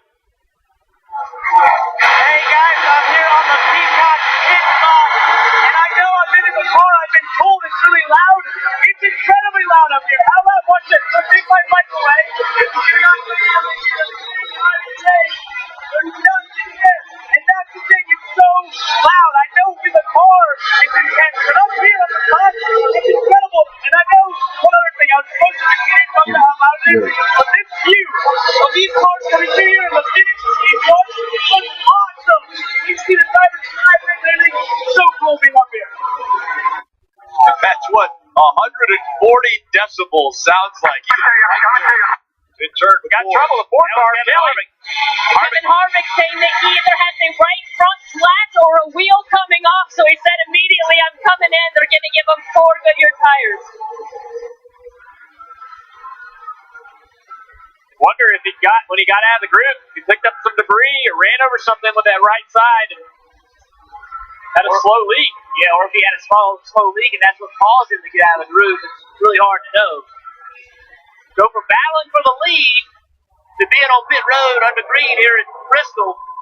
That doesn't mean that we don't still have a battle for the lead. We take a look, Ryan Blaney is closed in on the leader, Chase Elliott. In a couple car lengths here, Ryan Blaney's moved to the top, found some great speed. He's back in the battle here. He was fading back into 3rd position. Racing with his good friend, Chase Elliott. These 2 guys are going on vacation this week after this race. Cup Series takes a week off. Weren't your dad and Terry going on vacation? That's right. Dad and Terry were going on a hunting trip. Old man spun him out. They didn't go hunting. One of them went hunting. That'll ruin a vacation. One of them was on Saturday night. Wow, look at that. What a great camera view that is, showing how difficult it is. These guys got their hands full. Look at that splitter bouncing across the racetrack. They are driving that groove all the way to the fence in turn 1 and 2. Any small little mistake, they're right in the fence. Blaney backs up the center of the corner to get this great run on the bottom here. Try the bottom, interload, get all 4 tires in that sticky stuff if you can. This is where it's hard to get grip on corner exit because you have to turn the steering wheel so much harder. It's hard to get the rear tires to hook up. Man, he gave it a good shot there. That was a great try. I mean, smart to back the corner up 3. He knows 1 and 2 on the bottom is going to have a little more grip. But the bottom, look at him put the pressure on here. He's not done trying. He knows he's faster than Chase. Oh, look at him put the. They might not be going on vacation. That might change quickly here if Blaney puts the bumper to him, but he's going to try to race him clean. Oh, man. He's got him now. So that's what you like to see, man. 2 good friends, but they race hard on the racetrack. With the brakes blowing on that 12 car up front. Blaney said he loved watching his dad in the Bristol night race. Now he's leading it. Ryan Blaney up front again at Bristol. Look at Almirola. Almirola in the conversation now. Moving up to 2nd place. Where did he come from?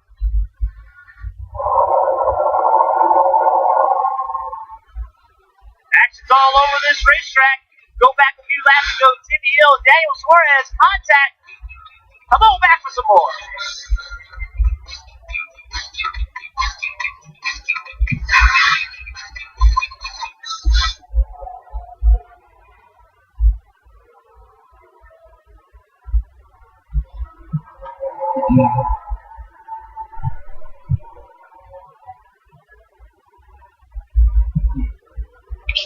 Yes, it is.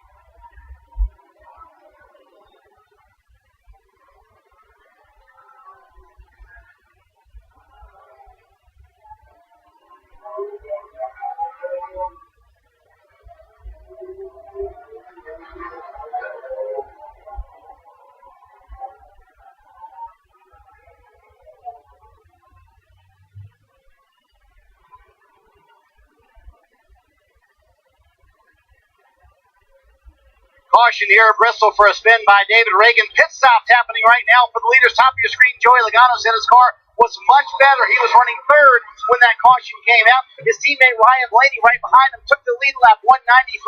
At lap 170, he said, "We are in trouble. The car's so loose." Clearly, it got better. And Chase Elliott was worried that he had a right front maybe either going down or he had used it up too much. Car got way too tight at the end of the run, Parker.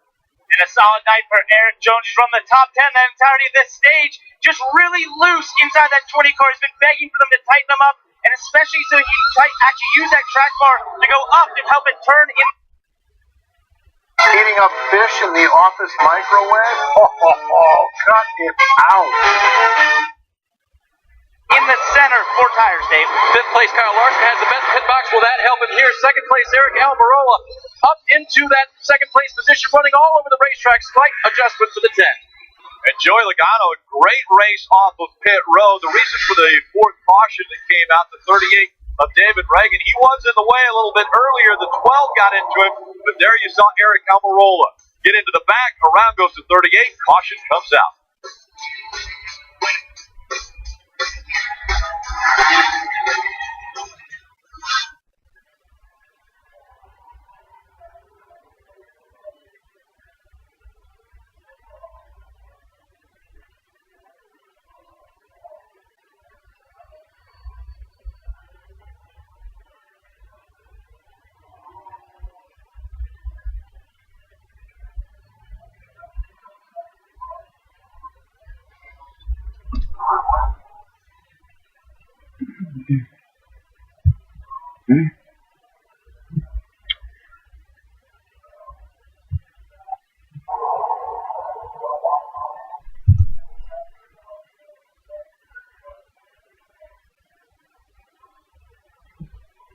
shoes.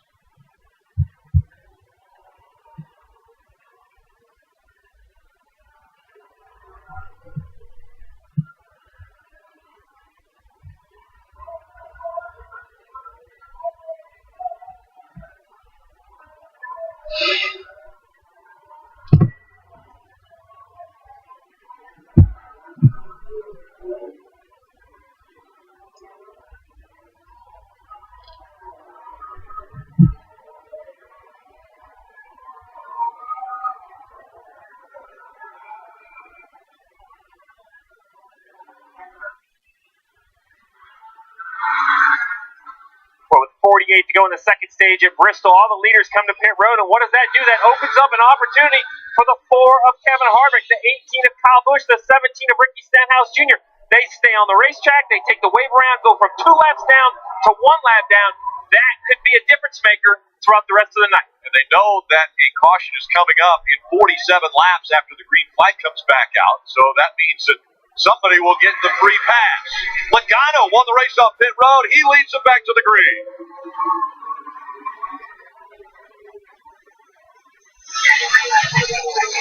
And look who's back in the picture. Kyle Larson in the 42 on the high side. And that Joey Logano, his pit crew got him out first. Great stop by those guys. A little bit of damage to the back of the 22 of Logano. He's been hit. Kyle Larson working that higher line. Ryan Blaney just behind him. Chase Elliott is falling back to fourth. Now they all go down to the bottom. Larson was working the top, trying to make a gain on that 22. Moving around, trying to find speed. Back to the top. Rest of the competition has to be a little bit worried right now. Kyle Larson is the highest scored lap down car running 20th. And if he stays there, if Kyle Busch stays there, he could get the free pass, get back on the lead lap. Kyle Larson jumping up on the top, and remember that Hardy gave us a report earlier that he was way too tight. Other people now are saying the track's loosened up. Maybe that's played into Kyle Larson's advantage. They certainly had the fast car. Practice puzzling why his car was so off to start the race. Maybe the track could just deal with the rain and the reapplying of BJ1. Just alter the track that much. Ryan Blaney putting a lot of pressure on Larson now. Look at that. Right on him. This is sparks off the 22 car. The patch up there on the top of turn 2 is rough. Bottom got the trailing arm mounts.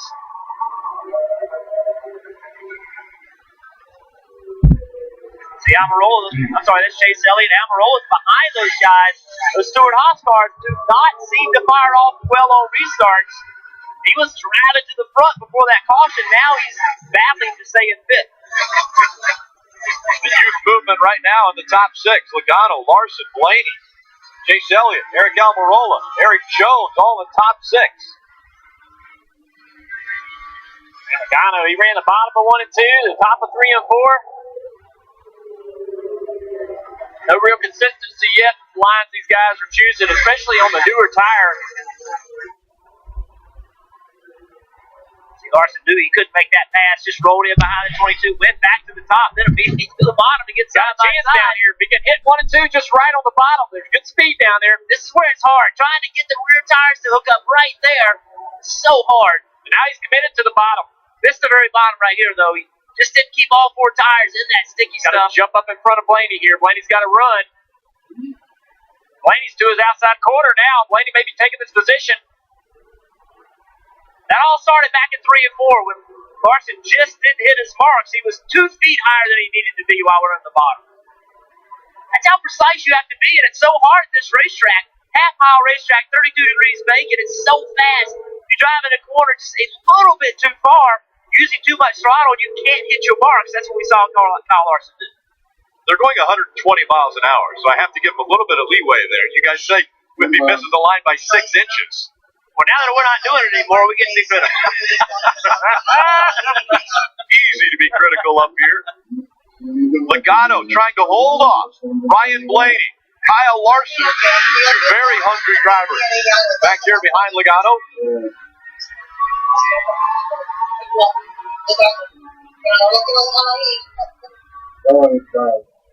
Check this out. 5 cars racing for the lead here at Bristol. Logano's altered his line just a little bit, making a little bit of a lower, backing up the center and turning and running off the bottom. Let's listen to Kyle Larson. He's got some things to say. 22's going to break that right side track bar already 5 miles like crazy. So the sparks we were seeing off turn two, either the trailing arm mounts or the right side track bar hitting the ground across that bump. It's a pretty significant bump. It's about the only place on the track you will bottom out the chassis. See, the air pressure's come up. It's going to bottom out less. It'll clear it itself over time. Jeez, Elliott dives to the bottom.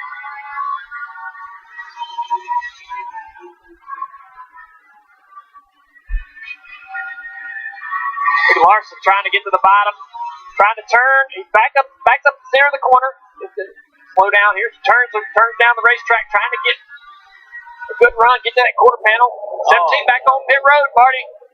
Yeah, contact with the wall again, guys, for Ricky Stenhouse Jr. It was a fantastic battle between he, Kyle Busch, and Kevin Harvick trying to get the free pass. They were really duking it out. Right now, Kyle Busch has that, but in the midst of that, Ricky Stenhouse Jr. made contact with the wall. It's going to put him 3 laps down. He's coming back on the racetrack. And back into traffic as there are just 28 laps to go in stage 2. Joey Logano out front as we go NASCAR nonstop.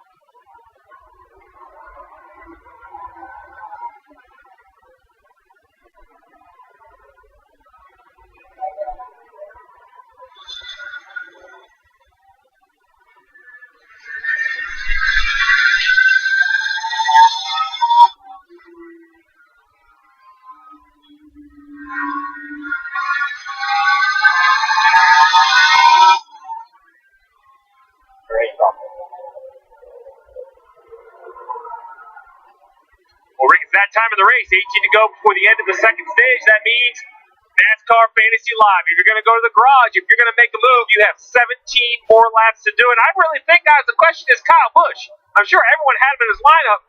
He wrecks at lap 2. He's run most of the race 2 laps down. Now he sits in the free pass position. In 16 more laps, he'll be back on the lead lap. So, Junior, is Kyle Busch in the garage or in your lineup? He's in my lineup. It's Bristol. It's a long race. A lot can happen. He's already got 1 lap back. He's got great speed in his car. Let's take a replay. You saw the, a little loose into turn 3. He's been struggling all night. Loose on corner entry. Solid on nonstop for 42 of the 12. Just an amazing save by Blaney. Great car control by both drivers in that situation and allowed Chase Elliott to get around the boat. And if those two guys don't do this great job of driving, not only do they wreck, but that 9-car Chase Elliott, he's in a wreck also. This shot. Outside 9. Look at this contact. Opportunity for the 9-car. He's up to second. Joey Logano, Chase Elliott. Then it's Kyle Larson, Eric Almirola, Ryan Blaney, Eric Jones, Clint Boyer, Jimmy Johnson, Kurt Busch, Alex Bowman, all in the top 10.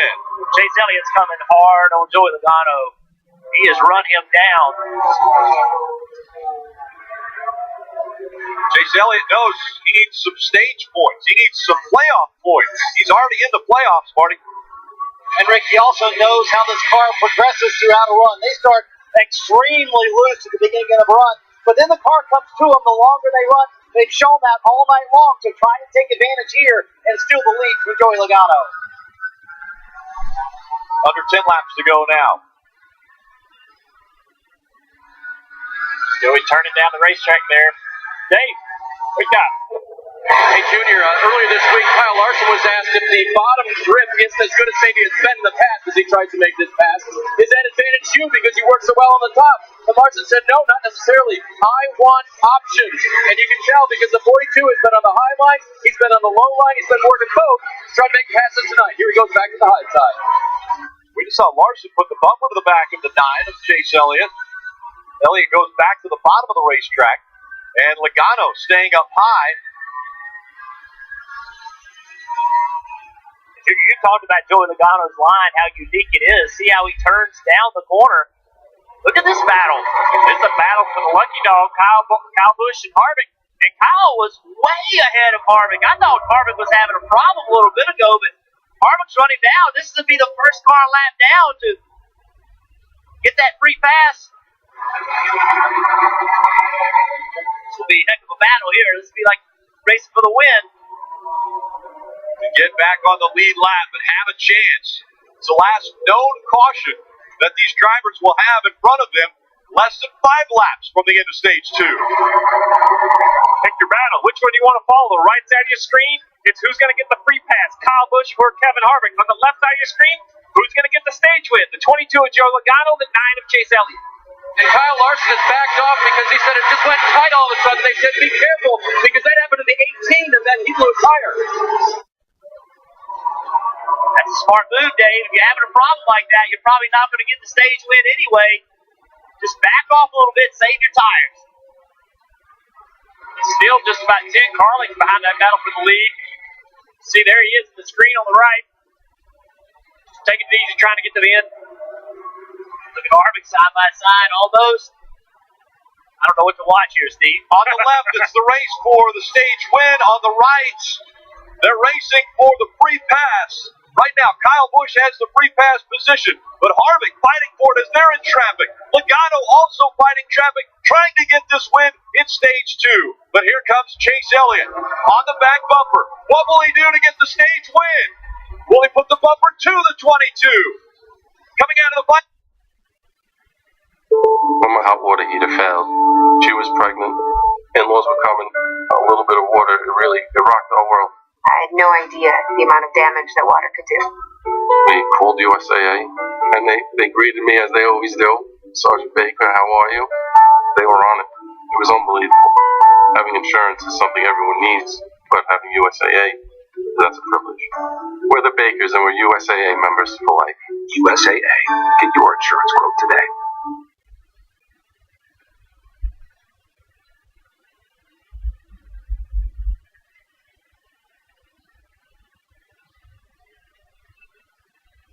The final turn. It'll be a drag race again. Logano is able to get it. Here comes the 18 of the 4. Those two fighting. As soon as the caution comes out, the 10th driver goes by, and there it is. The 18 of Kyle Busch in position for the free pass. What a battle on this track. That was awesome. Hey, one thing to note, So Kyle Busch will be the first guy lapped down, but that puts Harvick as the only car one lap down right now. So if nothing strange happens, he should be the next guy to be in that position. That's Logano's third stage win of 2018, and of course, with his win already this season, he's locked into the playoffs, so there's a playoff point, helping him advance through the playoffs, but he wants to win here. Thunder Valley.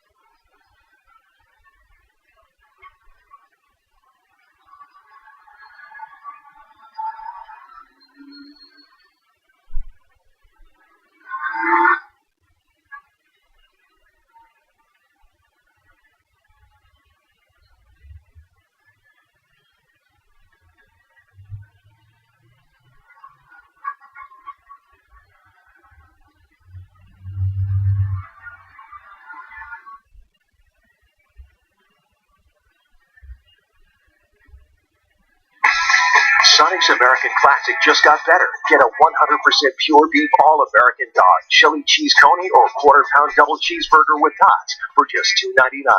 This is how you Sonic.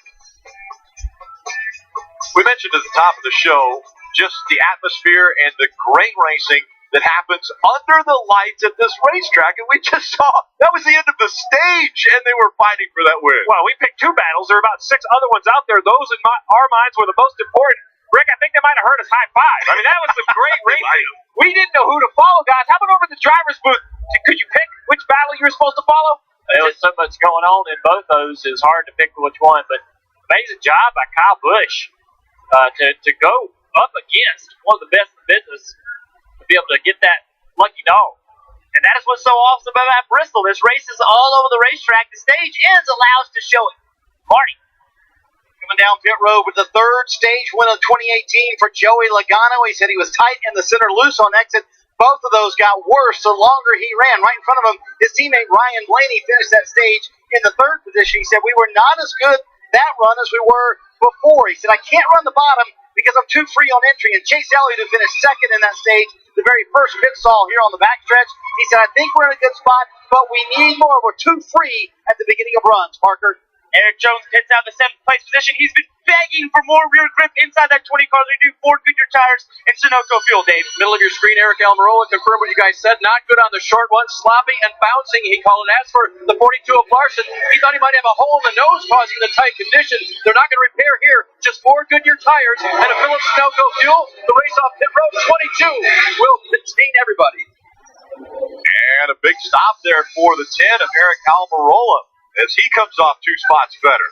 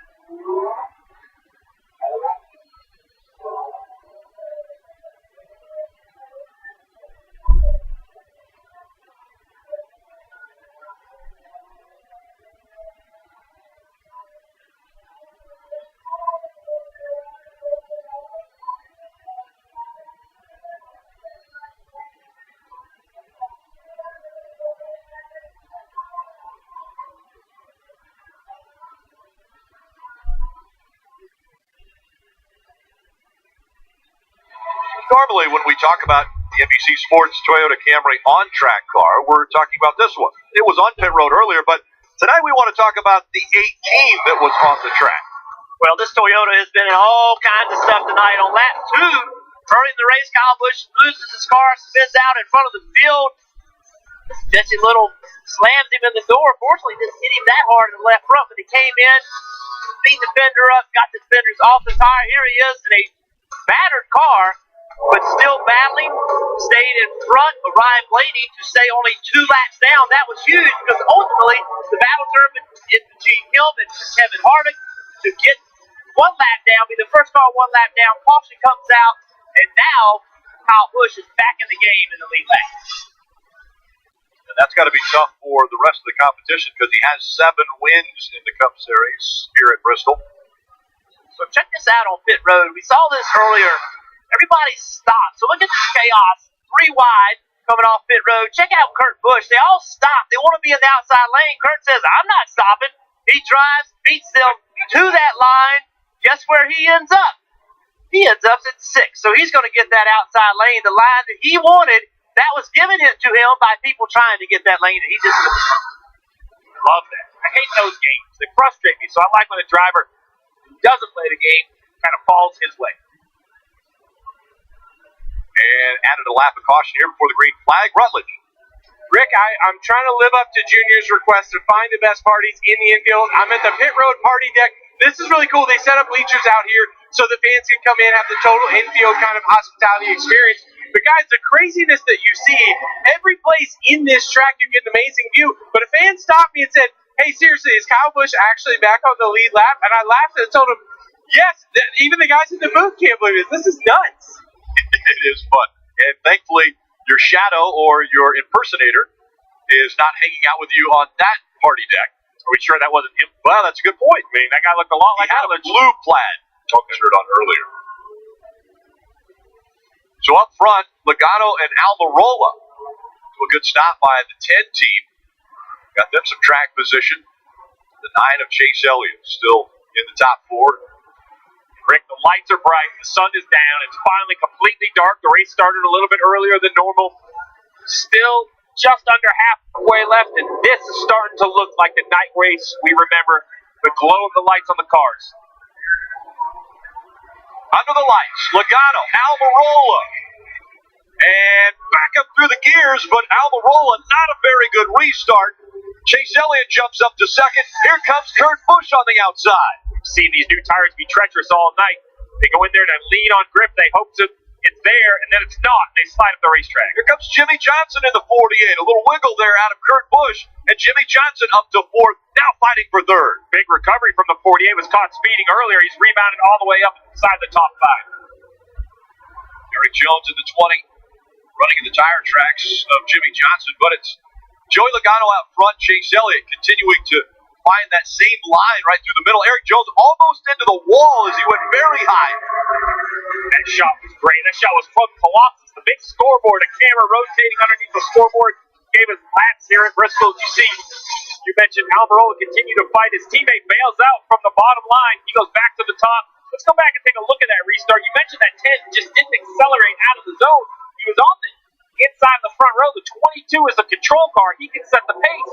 You're going to see the 22 accelerate, and the 10 just looks like he's spinning the tires. He just can't seem to get going. And that backed him up. Almirola now in the 6th position and fighting for that spot. He has Eric Jones on his outside as well as Kyle Larson. Look out his rear bumper. You see Blaney back there. Clint Boyer dives to the bottom. How about a great run? Alex Bowman right behind Clint Boyer in that white and blue Valvoline painted car. Great paint scheme. I love that 88. Great looking car. Behind him, the 3 trying to work on traffic as he comes through the. Man, it's chaos. 2 and 3 wide. You're trying to decide who I want to focus on, and there's battles everywhere, Dave. Steve, it's a shame Eric Almirola lost those positions on the restart because his team, as we saw, picked him up 2 spots on pit road. In fact, Johnny Kossar, the crew chief, told me last week in Michigan for the company, Stewart-Haas Racing, the 10 team was best on averages all day long. they made a procedural change with their pit crew, not a personnel change, but a procedure that got them better. They're using it again here tonight, and it's paid off there. Hopefully, he can have that pay off later. The easiest spots for a driver to get is when the pit crew can get them for him on pit road. How about a great run? Chris Buescher in the 12th position in that 37. Busch's car, a little bit of damage on the right rear corner, but compared to some other cars in the field, it basically looks brand new. Kelly?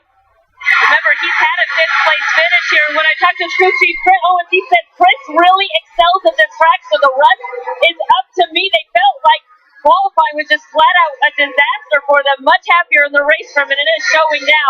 He's run as high as 11th tonight. Rick, I thought all of the big three were going to have trouble. They'd all tripped up. I thought it was going to be an opportunity for other drivers, but now they're starting to recover. But the 78 of Truex, he had a moment. You see right here on the bottom, entering turn one, just that time trying to get the power down the middle of the corner. Goes for a slide. The 19 of Daniel Suarez, the 11 of Denny Hamlin doing a nice job avoiding, but look at this. That's busy. I would have wrecked. Just to be clear, I would have wrecked. Yeah, turning to the right at Bristol is bad. Yeah. Logano still out front. Elliott running second. Kurt Busch, Jimmy Johnson, Eric Almirola. Parker. Guys, I'm down here in turn one. I've got one of the coolest views at Bristol. And these drivers flying in turn one. You see the one from the bottom who's wrecking in the racetrack on that sticky stuff. And the guys up top bumping into each other. This is an amazing view. Gives you appreciation for how tall and big it is and how close these cars are running together lap after lap. I just love watching it. And the making cars is able to beat up Bristol bruised and scarred race cars as they go by. Awesome. Parker, I'm going to give you a little hint. Be careful. I've stood down there before. You can get dizzy very quickly watching those cars come by that quick. And they are going by quick. Again, turning laps under 16 seconds for a half mile. As you mentioned, Chris Buescher in the 37. Trying to hold off Mark Truex Jr. They're running 12 to 13. Logano an 0.8 of a second lead over Chase Elliott, Kurt Busch, Jimmy Johnson, and Eric Almirola.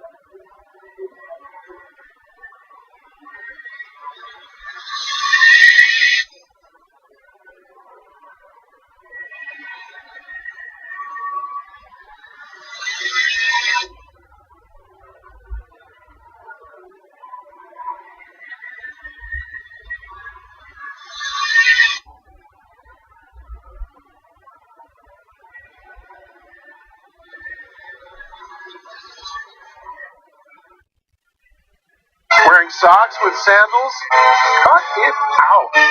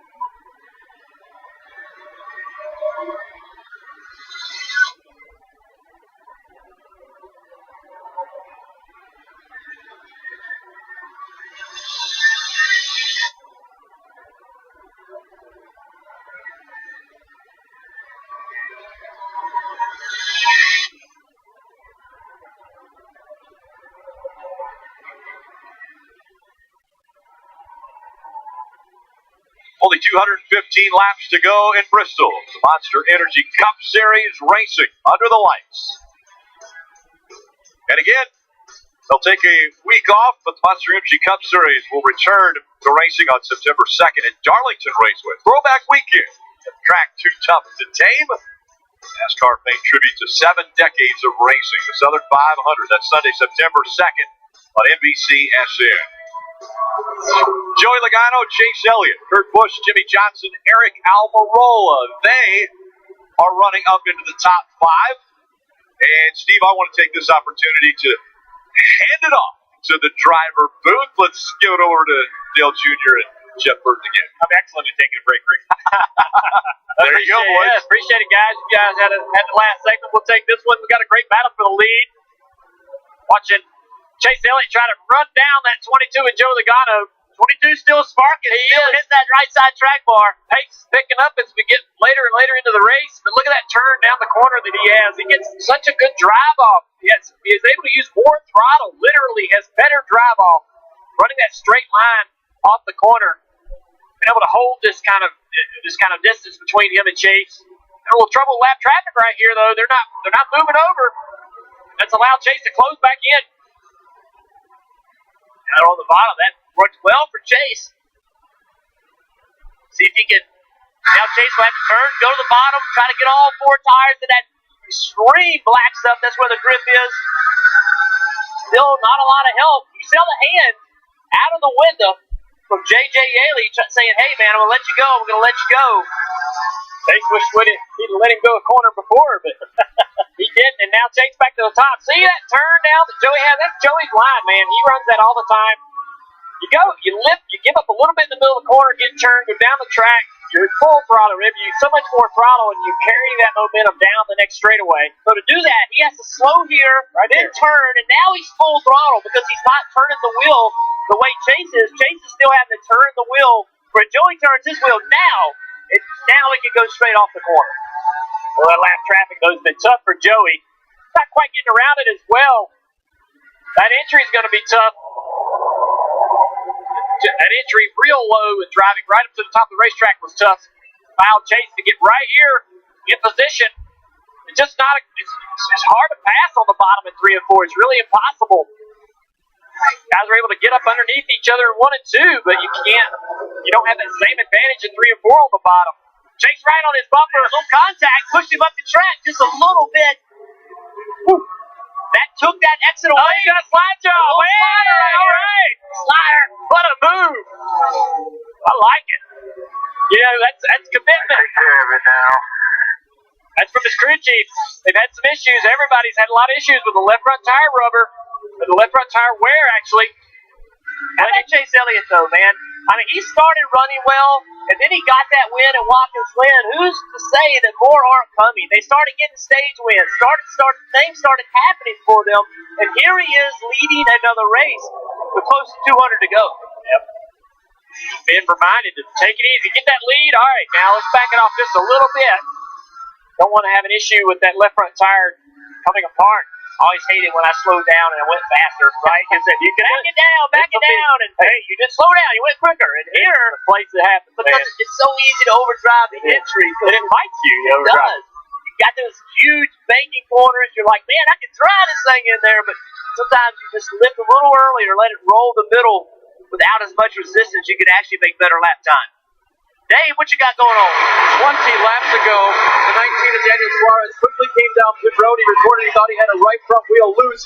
When the team took all 4 off and examined them, the inner sidewall of the right front had a wear mark around it. So there was definitely something going on there. The wheel was not in alignment. Good thing they came down and changed it.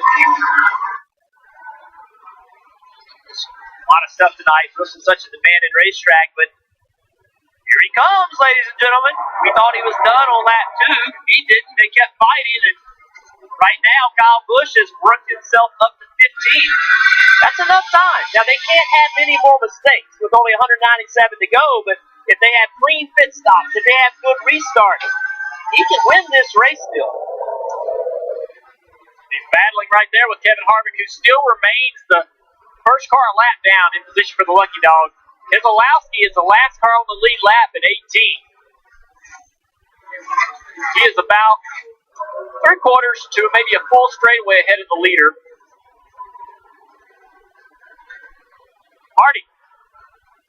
Hey, let's do our Toyota driver update. They'll do it with Kyle Busch. You talk about the impressive march through the field. currently right now, as you guys mentioned, in the 15th spot. You see Eric Jones running in the 8th position. Martin Truex Jr.'s had a nice rally. He's up in 11th. But to give you a peek behind the curtain with the 18th team right now, calm. That's the one word I would use. Ever since that incident happened on lap 2, a lot of calm on the radio, no panic. And the theme, slow and steady. In 15th right now, but making their way up through the field and on the lead lap, Kelly. Right there, you see Kevin Harvick making that pass, but he is in that lucky dog position. An unusual request is last time down pit road. He asked for a left-hand glove. I checked in with the team. They said it was because he was sweating so much, those gloves were getting wet and a little bit slippery. So they handed him the glove the last time down pit road. What do you make of that, guys? That's really interesting, that report about wanting to change his glove and he's been sweating that much. That's really interesting, Kelly. Take a look at this graphic. Kyle Busch's afternoon started third, wrecked on lap 3. Maybe thought he was taken out, but ran 182 laps, 2 laps down, ran 59 laps, 1 lap down. He's back on the lead lap, currently 15, still running great lap times, has great speed in his car. Stuck behind some cars here, not really making much progression. It gets harder, Jeff, as you move through the field. You're going up against more competitive race cars. And not only is the cars get tougher, but the way the track is now with the top being the preferred lane, it's so much harder to pass. Seattle Camarola having some issues. Some smoke out of the right side, it looks like. Racing his teammate there. Yeah, a little bit of smoke. Looks like the left rear tire does have maybe some contact. Doesn't have all the letters maybe on it. Hard to tell. He's had a little tire, contact. He said it's leaking something. Yep, you heard it there on the radio, so he knows that could get slick in a hurry. Yeah, it looks like it's coming out directly behind the car. See how shiny that wheel is? Look how shiny the wheel is on the left rear. I think the smoke's coming from behind the car. Oh, man. Really loose. Yeah, it could be. I mean, it could be a rear gear. It could be an oil line. It could be something rubbing. We had the one car with a hub earlier. Could be having an issue here with a 10 for sure.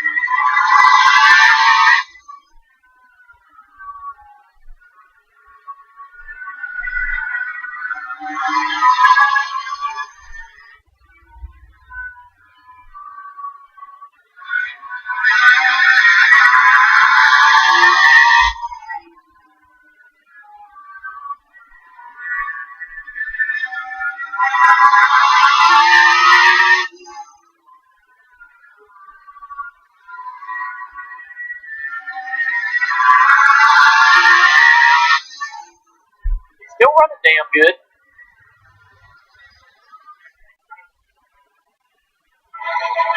NASCAR on NBCSN is brought to you by John Deere Gator Utility Vehicles. Go Gator. Subway Restaurants. Toyota. Let's go places. And by Credit One Bank, the credit card perfect for everyday purchases. 177 laps to go and counting. Out front, it's Chase Elliott.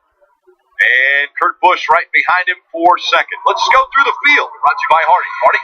Chase Elliott with almost a 3.5-second lead right now, Rick. And a big conversation between Heel and Alan Gustafson coming into the week, keeping up momentum on the racetrack. Eddie DeHaan continued that on the radio. Take a listen. Did a really nice job on rolling momentum with traffic and speed. We're going to need to do that again. That's a key factor for Chase. Got to keep momentum here at Bristol. Kelly. Well, Kurt Busch has been the model of consistency. 5 straight top 10 finishes, but yet to win this year. His crew chief, Billy Scott, told me, if we keep running top 10, top 5s, that win will come. Kurt, a 5-time winner here at Bristol, running second now, Marty. One of the fastest cars on the racetrack for the last 10 laps has been Clint Boyer. And his crew chief, Mike Beger-Ravage, told me, I like the speed. I don't like the execution we've had lately. That's got to get cleaned up here in the regular season, Parker. Marty, he's not going to be able to hang on for long with that 20 car coming as fast as he has right now. He's been 3 tenths faster than the leaders over the last 10 laps. He's been really liking that car right now. Remember, he came so close to winning this race last year, Dave. Eric Almirola still flying, but still smoking. They had high expectations coming in here, finishing 6th in April, but no further report on what it might be for Eric. Marty? Dave, for Joey Logano, who's led 95 laps tonight. He has fallen back to the 6th position car. Way too free on this run for Logano, trying to run that middle line that he likes to run because the top for them doesn't really work here. Also behind him, Ryan Blaney, his teammates had his car too free to begin this run. They lost a ton of track position here for Ryan Blaney, who did a cool thing last night. He watched the Xfinity Series race here for Bristol in the stands with the fans, Kelly. 19 career wins for Martin Truex Jr. None of those have come on a short track, but that's not for lack of fast race cars. As his crew chief told me, they just have not had good luck on these short tracks. Today they got caught up in that lap 3 incident, but a remarkable recovery, running 8th right now. And behind him is Jimmy Johnson. It's kind of an opposite situation for Jimmy, who's been so strong here at Bristol with a pair of wins and the best finishing average for the last 4 years. His spotter, Earl Barber, telling me, heck, this is just Jimmy's kind of a place. It's a bull ring. It's fast, exciting. He loves this place. And behind him, there's Chris Buescher. What's at stake for this small team? Well, they are in a close battle for 25th in points. They told me that would be huge for this team, and they're running 10, a really solid day for the 37 team, Rick. Hey, Steve, remember the word intense that I used earlier, and intensity?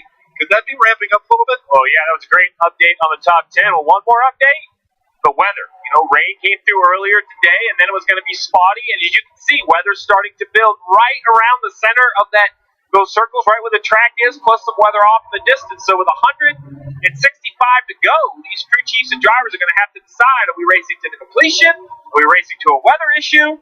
Just one more question mark. I mean, sure, it's a night race. Why not? Well, Steve, as far as fuel goes, 170 laps is about where they are fuel window, so they're inside their fuel window now. They will have to come from the start of this final stage before they get the checkered flag. Yeah, they'll have to pit. What they're also in the middle of is the longest current green flag run. They've run 74 laps, so we've heard a little communication about tire wear. We'll see if it has any issues. There's definitely an issue on the 10. We're hearing that NASCAR is going to black flag them. That smoke continues to pour out. And it looks to me, guys, that it must be some fluid. I mean, you see the bumper cover, even though it's black, it's kind of changing color. The advice I give to my future self probably not to worry about time so much and try something that's colors right here. It's a great shot. You can see them. Steve, of course, Eric fires back. Well, it seems to be getting better. Yeah, oh yeah, of course. Seems to get better. Unfortunately for the car following this is, I believe, off over the 22. And you see how the screen starts to get covered with moisture. The lights start to shine a little bit differently. So definitely some fluid coming out of the tank. Can we come now? You said black flag cross. The second they do that, they're no longer scored. So just running laps for running laps at that point, just for your own fun. And so they're going to bring him onto pit road and find out if there is fuel coming out, or fuel fluid coming out of the 10. So he comes off the racetrack for a black flag. He was running 5th. So Eric Almirola is very disappointed that he has to come off the track. Dave, here he comes. And of course, the crew will go and change the tires as they're going, and they're looking up the front. Which, Steve, why would they do that? Well, I believe that's where the fluid's coming from. It might come out from the tail, but you see as soon as they open the hood. Rear gear is probably out then. Nothing driven out of the rear that we can see. Yeah, so unfortunate for the 10 of Eric Almirola. You lose laps so quickly. Even if they can repair it, their chance of winning the race tonight is definitely over. NASCAR nonstop from Bristol.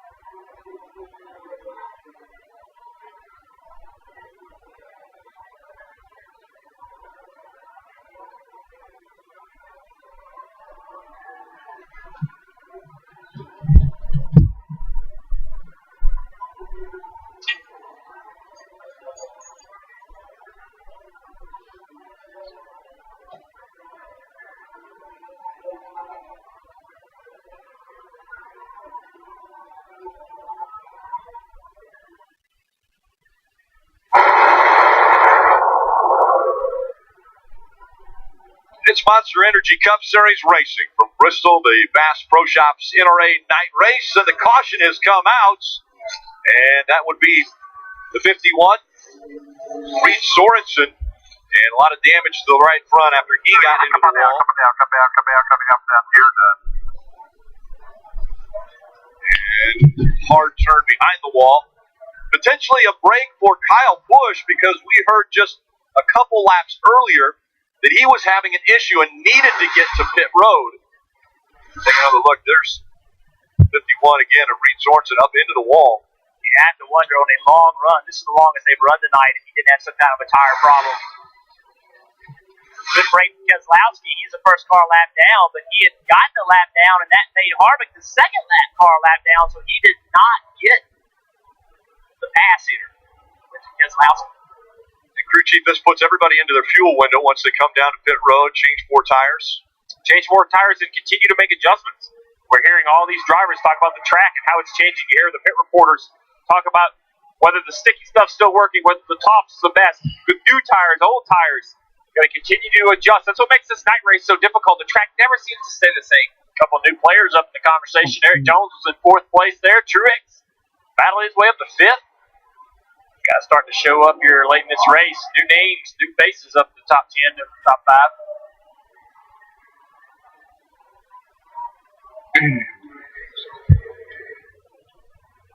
Alex Bowman, he had to pit under green a little while ago. That put him 2 laps down. He'll stay out right here and get back to 1 lap down. That was a tough break. He was having such a good night.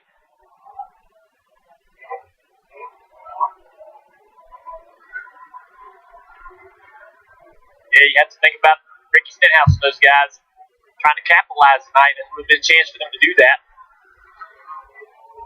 Here comes the field.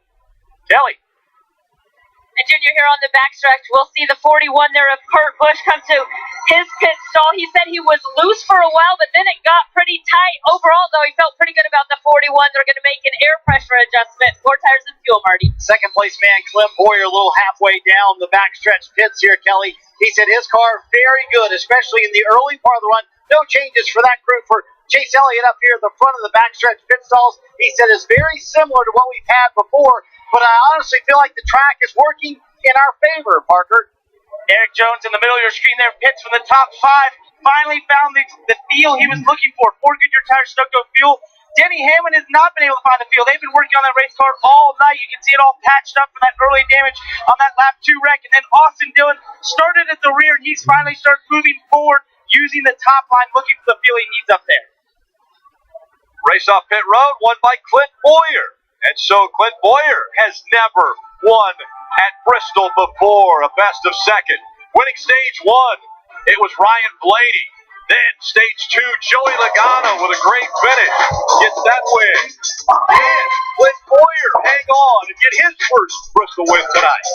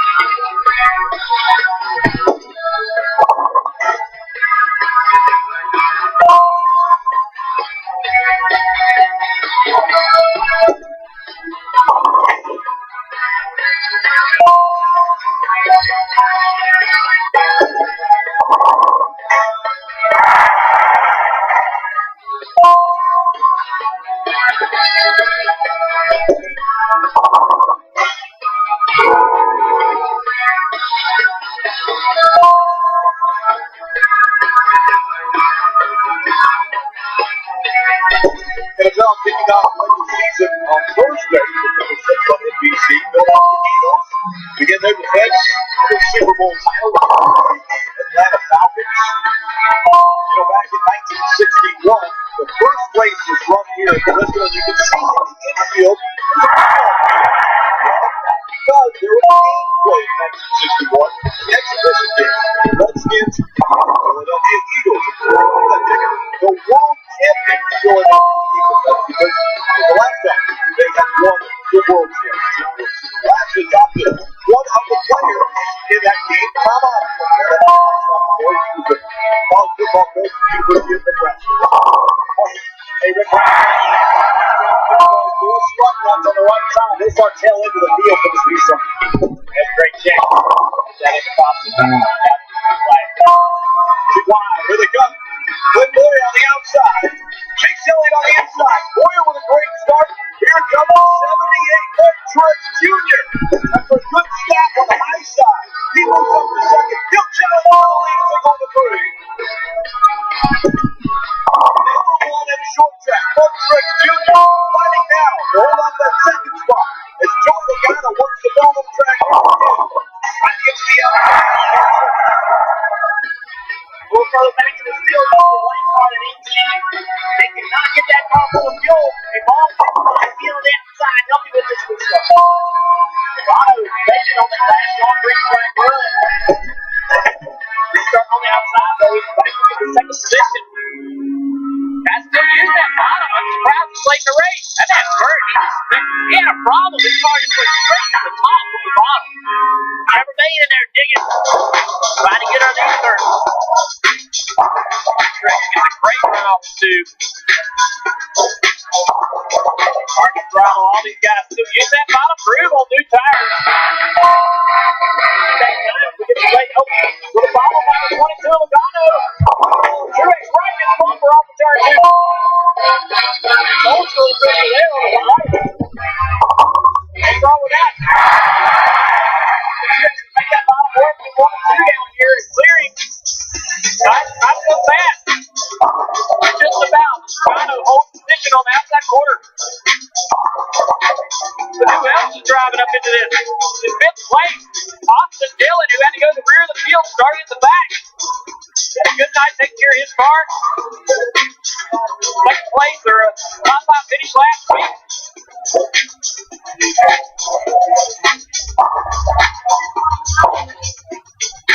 In this race, Martin Truex Jr. finally gets that short track win. Now has moved up to the second spot. Nobody's really taking this race just yet. It's limited with the views.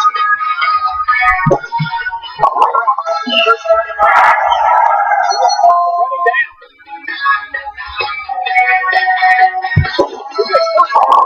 He hasn't had speed practice. Seems like they've improved this car throughout the night.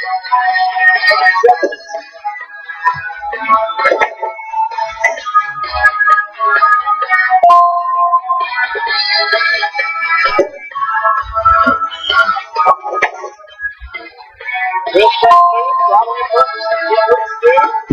Dibble gets the ball there. Don't hear anything. Look at the steer wheel, 2 bucks. Nice by Henry Jr. Sinclair Boyer on the front, Mark Speck Jr. in second. Third place progressive from the Marley School. Where do they decide to go to the top? They can look at the first guy to the top and run slower. So I think what's happening right now is as far as watching Chase Elliott running back there third, Chase Elliott has to move to the top. If he starts making ground, the top is going to say, hey, NASCAR's coming now, move to the top. But it's still there. Let those faster than the leader. Truex get to the top down there, 3 and 4. Chase quicker than the leader. Either Boy left the bottom, Chase on top.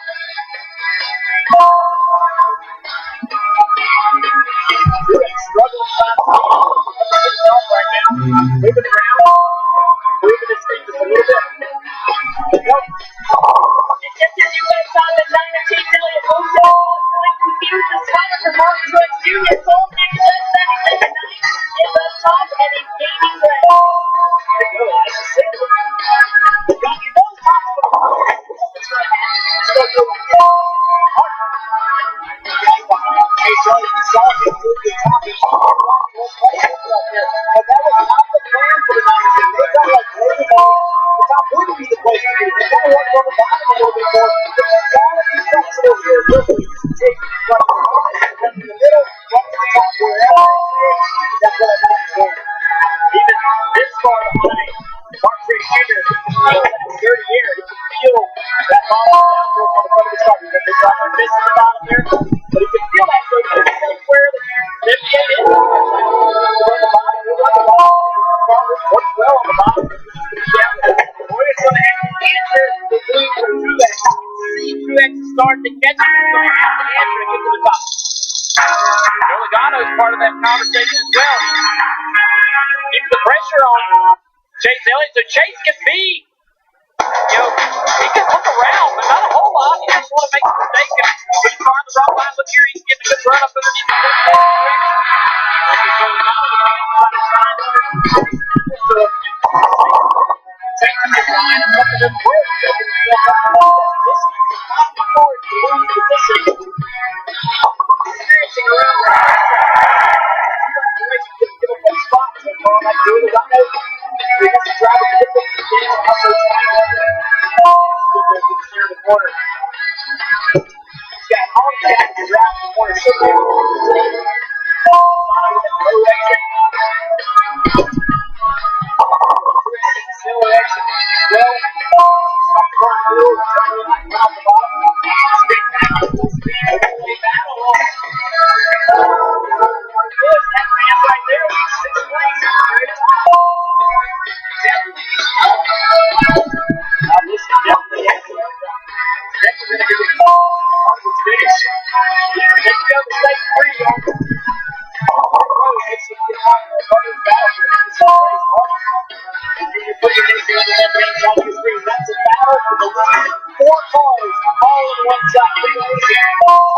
on the line. It's 22 seconds to take as the battle for the lead is up here with Boyer. And now Truex looks like he's going to give that lead away from Boyer. But Boyer used that ball to try and get it back all the way back here. He drives off the hill. TJ Nathan, the spotter, has been on him. Rolling off the hill, driving off the hill, a little bit different line. Absolutely good. They're all starting to use that line as well. We've seen Truex as well. Seen it for Boyer. Stop in the middle of the corner, turn down, run off the bottom. Drive down the field. Even put the left rear if you can. Hit that DJ1. Traction and Boyer. Truex is fast. They have the corner at the same speed. One strike. Rolls the ball down and they will turn. Boyer now, Boyer just got that left side here. Trying to beat the ball. Trying to center. And all that speed on corner rescue. Listen to Warriors Radio.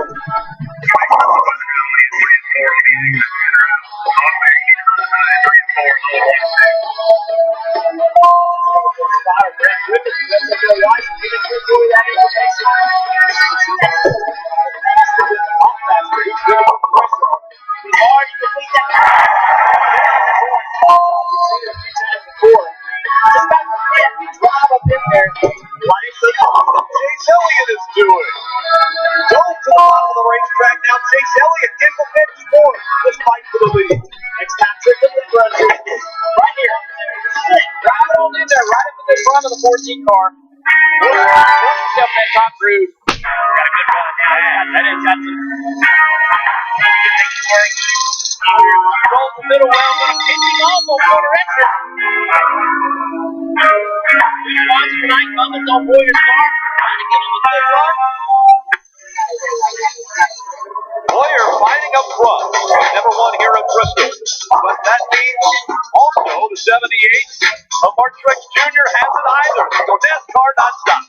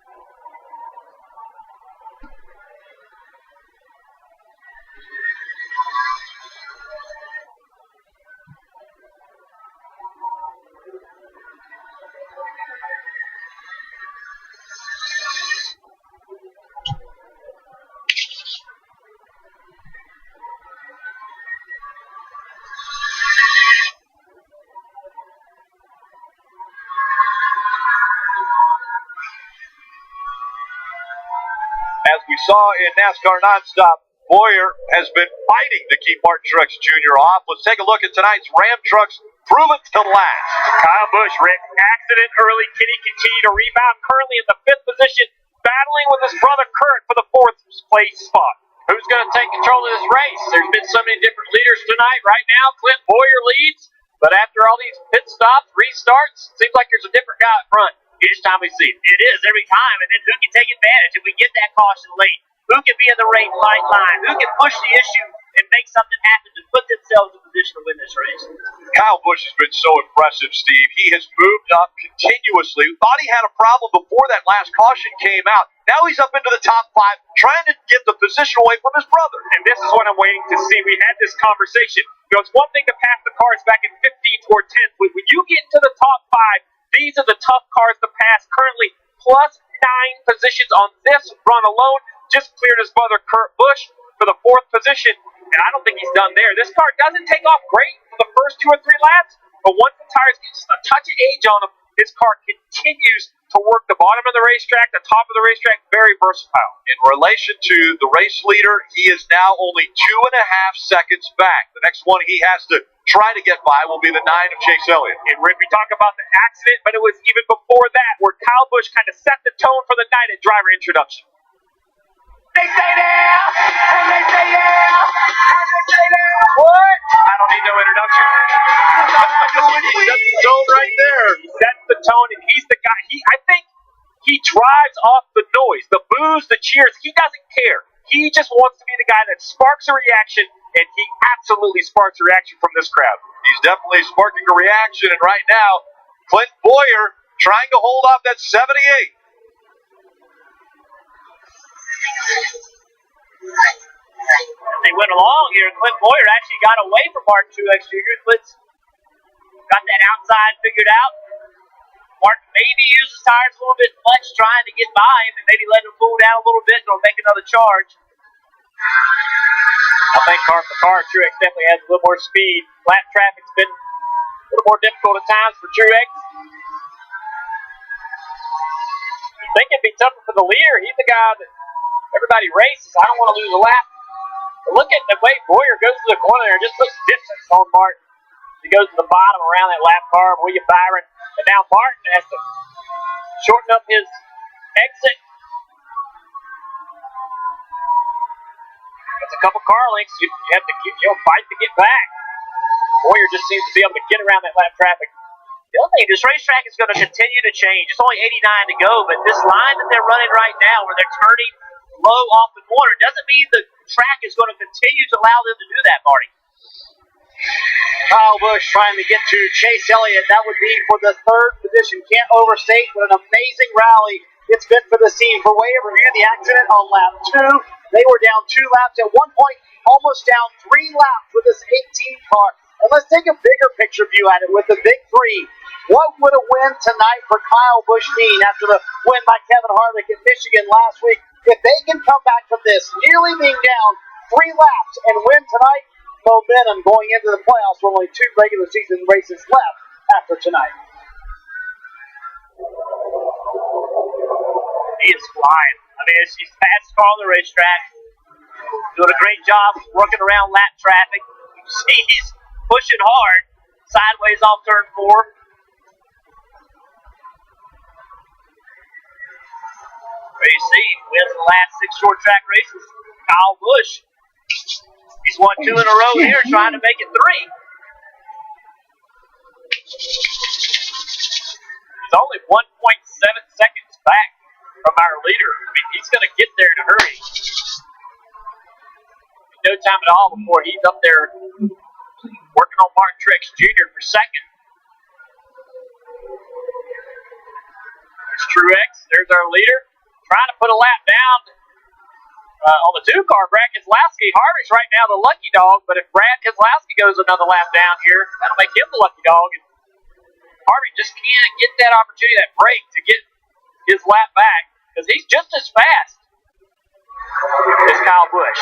The same thing that happened in the last sequence as they got to the 2-car and lapped him and took Harvick out of that position. Great battle for 4th. Eric Jones had a great long run car. You talked about Kyle Busch's car and how it doesn't fire off. Jones' car doesn't either, but he really comes on the long run. Look at him pressuring 9-car Chase Elliott, trying to let Chase know, hey man, I don't want to waste a lot of time here. Right on him, putting the bumper to him. And it's, oh man, send him into the corner. Yeah, that's the worst. Get run into on entry. You're not going to miss none of this battle right here. You go to break, debris flying off the cars. Might have a caution with that debris. We'll See it all right here on Nonstop.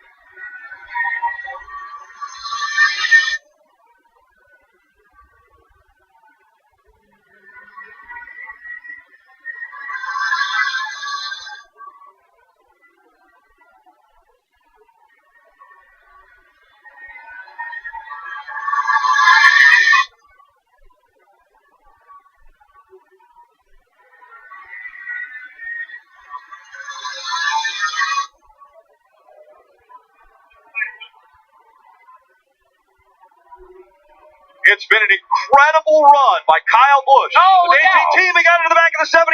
Martin Truex Jr. slamming into the wall. He hits again. Contact made.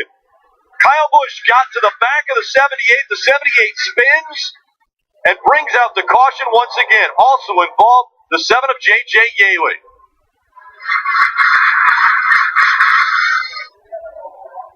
Tire completely coming off the wall, and you just hear Martin Truex Jr. say, that hurt.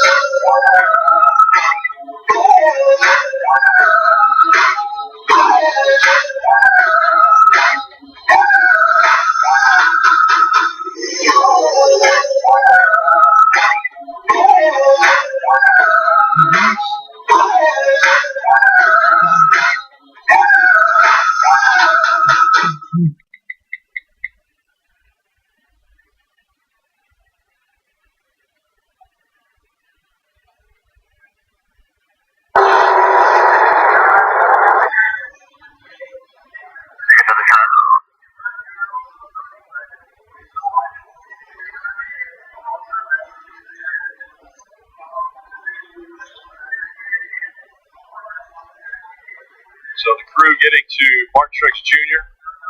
He'll take his belts off. That hurt. Also hurt his feelings. Yeah. You know, sitting there running second with a shot to win this race.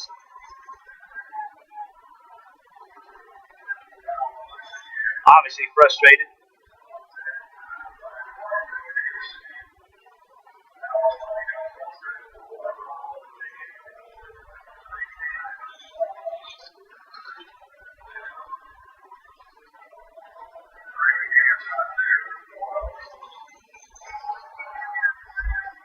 Man, you put so much into racing, means so much to you, and something like that happens. It just runs all through you, man. Makes you so mad.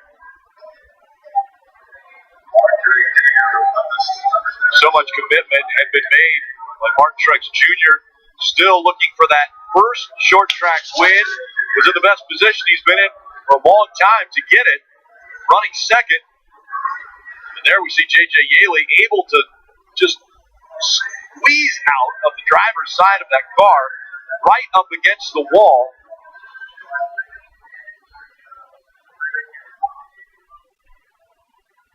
Let's take a look at the replay here. Coming off turn 4, Kyle Busch.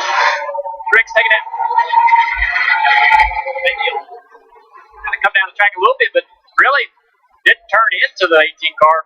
J.J. Yaley just trying to get by. Nothing he could do. Watch 78 come right across the racetrack. Huge impact. Yeah, that angle into the inside wall is an odd one and a tough one. Just barely touches him there. Yeah, Martin's not going to be happy with that. I don't think Kyle did that on purpose by any means, but certainly coming off turn 4, thinking the 78 was going to leave a little higher up the racetrack. Inside corner. Hang on to it. Oh. Hang on. Just hard wrecks. You know, even the short tracks going 100, 115 miles an hour, those are hard shots.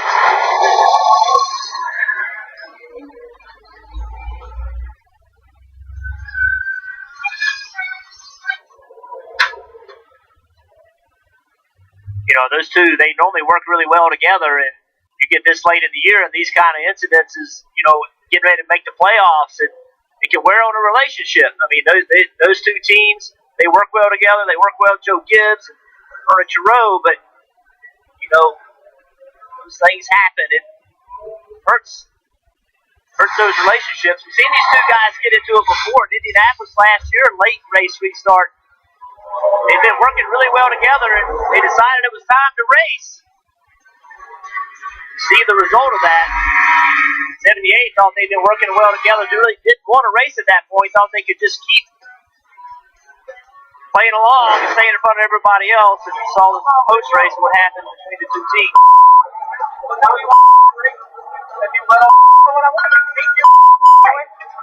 I don't care. Get out of my hey, I don't care who you are. Get out of my box. All right, now. I don't give a who's going on. Get out of my box. All right, cowboy. No, guys. I am. I am, man. Just walk away.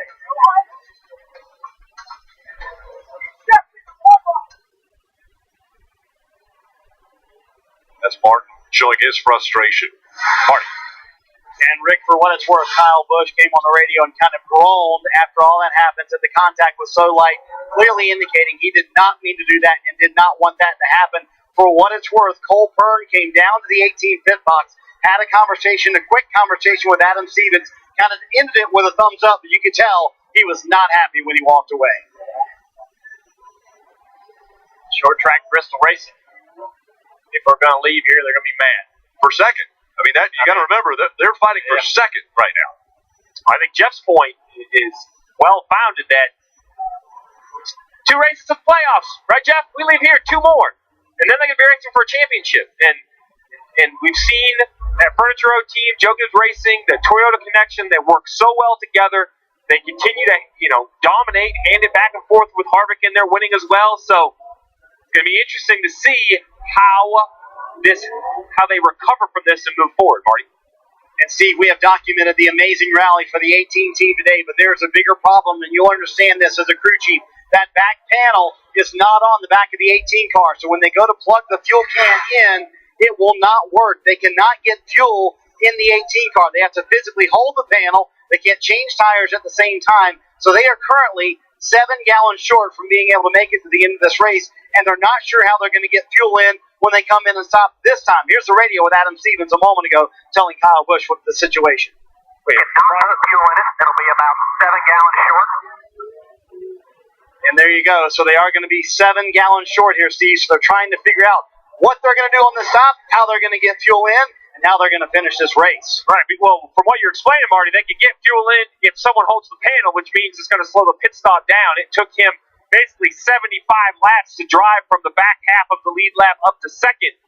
If they have to have another slow pit stop, Rick, I mean, it's a great race car, but with 62 to go, I don't think you can expect to do the same thing again. But Steve, they don't have to get it full, right? Well, 62 to go. They're 7 gallons short. They're going to have to get 7 gallons in. Should only take, 3.5 seconds or so if the car was in good working order. But you can see by the damage that it's going to be interesting to see how they try to do this. The other issue with that, Steve, is if they've been working all night on that car with full of fuel, and then they go put tires on it and don't get it full of fuel, it's going to drive different. The car's not going to drive the same because it's going to have less rear weight percentage, and then that's going to change the way the car drives. You see, there's nothing supporting that green area at the left rear behind the left rear tire. You see the dry brake, and you see just the bodywork going around at caution lap speed. So that's a 100-pound fuel can that fuel man, the gas man, is going to push, and he needs it to push back, right? If it just gives like a sponge, it's not going to work. Steve, I think they can get some fuel in it. I mean, he's been racing with this damage all night long, so at some point they've been able to get fuel in the car, but it's going to just cost him some time on pit road. And how much time will that cost him? How many spots will he lose? And can't afford to lose these spots with 60 laps to go. Yeah, I mean, the last time he was the last car off pit road in the lead lap. So his pit stop was so slow that he gave up every position on the lead lap. And like you said, that would just be a devastating blow. Well, the drivers we heard earlier, the feelings are going to get hurt when you go short track racing. Well, Sherry Pollock's longtime girlfriend of Martin Truex Jr. just tweeted, OMG, can't believe that just happened. Kyle Busch is a moron. And so the wives ride with the husbands. Yeah. I'm telling you, the boyfriend, the girlfriends, and it's, they go through so much, and they ride, they see their husbands and boyfriends when they come home, they see the heartbreak when things don't go well. So when you hear somebody express that opinion, that's because they're living this every single day, and the emotion involved in it runs really high. Yeah, we saw the frustration of Martin Truex Jr. when he got out of the car. He kicked the car, so frustrated at what had taken place.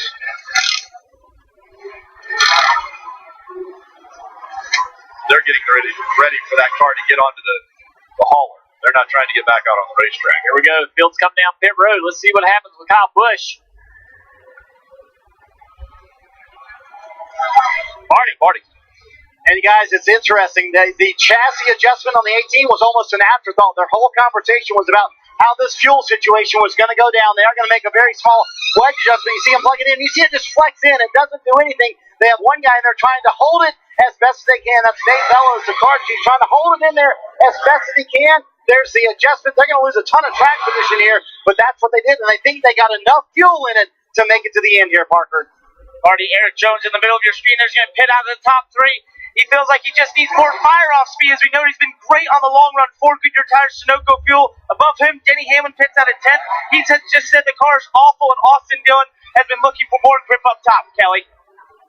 Truex Jr. has just been released from the infield care center, and after a couple of hard hits in the wall, glad to see that you're okay, Martin. What did you feel there before that wreck? I just got hit in the left rear. Pretty simple. I mean, it's a shame. We had a good night going. Started off rough, battled hard, and got the car pretty good there. So, I don't know, just got hit in the left rear. We saw the frustration out of you after that. Is this intensity just short track racing, or is it as the playoffs are approaching? It's just Bristol. It's trying to get that first short track win. This place has been so hard on us. I mean, I can't even explain it to you how good we've run here in the past 3-4 years, and crap like this every single time. It's like it's one thing after another. So sucks that it happened, but at the end of the day, it's racing at Bristol. I feel like I probably should have took the lead there. I probably should have bumped 14 out of the way just to get the lead, and I wouldn't have been in that position. So sometimes you're the nice guy, and you get knocked out of the way. So we'll just have to race him a little harder next time. Thanks, Martin. I like that attitude. It's Bristol, and that's why we love the short tracks. That's we had the same kind of fireworks in Martinsville last year. That's why we love Bristol, is because of drama like this. You might not like what happened. You may want to blame Kyle Busch for that. Hate to see Martin get taken out of the race, but short track racing creates all this drama. Yeah, it doesn't make it where you're okay with it. You're still obviously, clearly, not happy about it, but Martin cooled off a little bit. Things happen here that don't happen everywhere else. Marty? And guys, a cavalcade of issues for the 18. Now they're starting to push water out. The car is overheating. Stevie says a radiator fan not working. Adam Stevens quote after that. Well, that's not good, is it? Yeah, well, that is not good. And we talked about it was going to be a battle to get fuel in the race car. We see him timing and scoring. He's somewhere at 10th or 11th. It's not exact here with him doubling up. He's on the inside, so I think he's in the 11th position. So from 2nd to 11th, 56 to go, Rick. I'm not saying it's impossible, but if he somehow gets from 11th to the lead in this race, guys, this is going to be a comeback for the agents. Well, how about the fact that the front row is made up of Eric Jones and Clint Boyer? Two drivers that have not won at this racetrack, then a couple veterans behind them. Clint Boyer on the outside, and green flag back in the air. 55 laps to go for Bristol.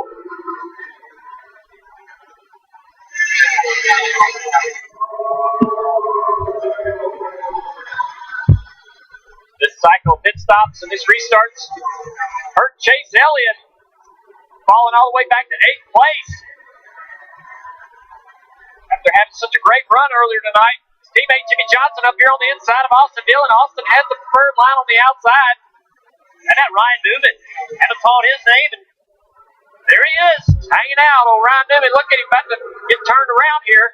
He tries to get down in front of Chase Elliott. 3 wide off the turn 2. Oh, it's close. Oh, that's frustrating for Chase. Chase knows with 53 to go, he's going to have to push the issue. You got to be aggressive.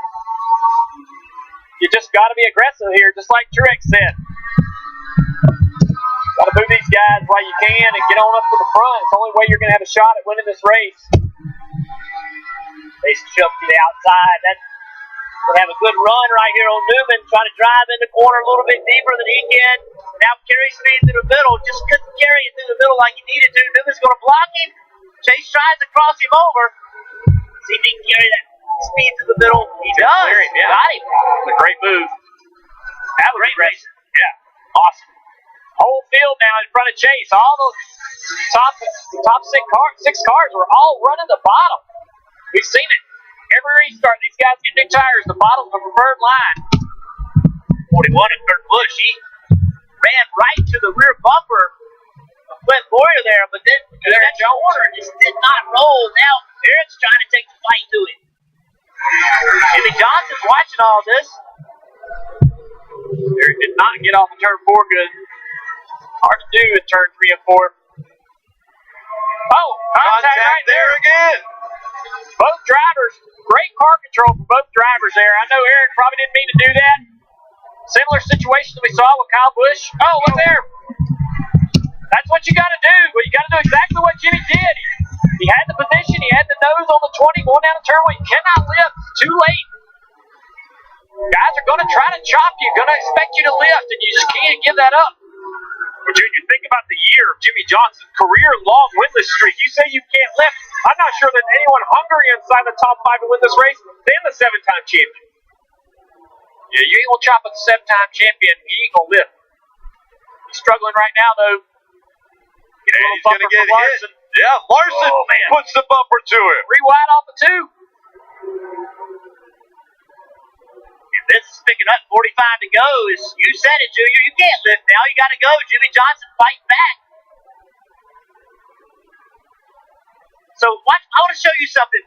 Jimmy Johnson should be running second right now. Watch him coming off pit road. Watch Kurt Busch. Jimmy Johnson is in 4th. He keeps going. Kurt Busch slows down. That gave Kurt Busch the outside. Now Kurt's running second, and Jimmy's back there in this battle. He and his spotter needed. When injuries ravaged Ken's team, he went out and found the next big-name player in need to do a better job there to get themselves in that outside lane. Yeah, and how badly do you think Jimmy Johnson wants to break that winless streak? We know how good he is here at Bristol, but I got to tell you, when I was talking to Chad Canals today, he didn't seem overly optimistic. Basically told me they kind of had about a top 10 car, so it seems like they're overachieving a bit today. These guys are having a good battle. Battle up front, though, is starting to heat up. Kurt Busch, he's a new guy that's moving into the conversation, moving into the battle. See Ryan Blaney, last sparks in the middle of the corner, sideways. Wow. Hard contact. He has been struggling this whole second half of the race. Yeah, so fast early. Saw him leading, battling for the lead. 14 radio. Let's hear what Kurt Clint's talking about. Pray for green, dog. Pray for green. You know it. Pray for green. I feel they must feel like they have a long run car, have a little bit of clear track in front of them. That 41, though, guys, he is not a slouch when it comes to Bristol. Remember, we've talked about his brother all day, the 7-time winner. Well, Kurt Busch is a 5-time winner here. He knows how to win at the high banks of Bristol. This is a driver. He's seen his teammates win this year, right? He's seen that 14 go to victory lane. He's seen Kevin Harvick go to victory lane. There's been rumors in the garage area about where he'll drive next year. They've tried to quiet those rumors. The best way to quiet them? Winning. That fixes about every issue within a race team. You got 37 laps to do it. They're going by fast. Here's the battle for third right here. Chase Elliott, who all the way back in 7th, 8th place after the restart, has worked his way into 4th place. He's got great speed, but he's going to have to get by the 20 quickly as the laps are winding down. He needs to get by him quickly to be able to run down those leaders. It's going to be hard to do. Eric Young's been really good at keeping guys behind him. We saw all kinds of pressure earlier, and nobody could make it happen. So you see how high he is. Carries great momentum through the middle and then a corner exit. So how's Chase going to pass him? He's going to have to get a big run and then just put a slider on him and try to make it work. Eric Jones was into his bumper several laps ago. We saw it on the last run. Chase has every right in my mind to go up there and give him the same aggression if he can get there. Kelly. Kurt Busch, a 5-time winner here, yet he said the first couple times he came to Bristol, he was blown away by the speed and intensity. 2002, he showed up and everything just seemed to slow down. And he really credits his old crew chief, Jimmy Fennick, for that help. You talk about those rumors, and I asked his crew chief, Billy Scott, how that's affected the team. He said, look, the best thing we can do is keep performing week in and week out. We have a lot to accomplish this season. We can't look ahead to what's going to happen 4 months from now. Marty? His teammate Clint Boyer leading right now, trying for his 3rd win of the season. When I talked to Mike Bergeravich this morning, he said, we've been terrible all weekend. I have no idea if this setup is going to work. Well, it certainly has worked the last 3 stops. No changes for Boyer. And you guys want to hear a weird stat? His 2 wins this year have come before off weekends. Guess what next week is? An off weekend. That would be weird if Boyer wins again this weekend here at Bristol. He's not going to think it's too weird, though, because he'll have that giant trophy that Jeff and Junior were talking about earlier. Incredible race, 18 lead changes between 8 different drivers. Let's take a look at tonight's lap leaders, brought to you by Honda Power Sports. Ryan Blaney has led the most laps, 121. Clint Boyer, he could lead the most laps if he's able to stay out front, but the caution has come out. The 2 of Brad Keselowski is around. Saw a lot of smoke, and he was slow on the track. That will put Alex Bowman back in the lead lap, I believe. He's the first car lap down.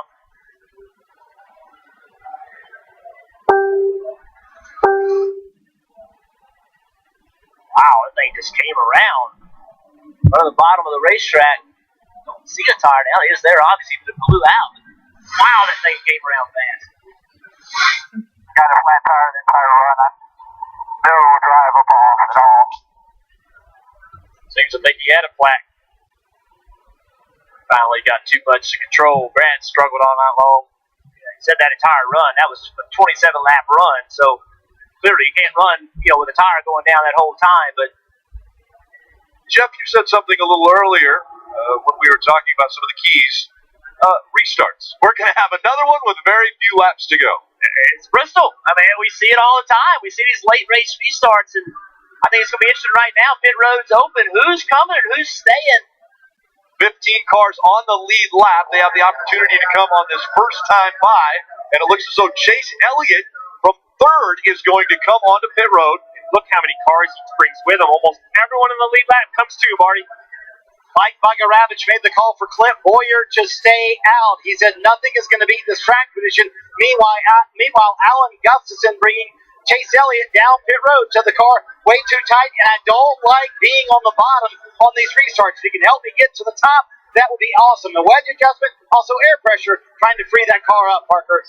Eric Jones Pixies cannot turn off turns 1 and 2, just too tight down on the bottom right now. Most likely going to do 4 tires. This was a big discussion about coming down or not. Yes, it's going to be 4 Goodyear tires and Sunoco fuel. And the 3 there you see only took left side tires, Dave. Kyle Larson came down pit road, fired off tight, got extremely loose there at the end. He'll take 4 and fuel.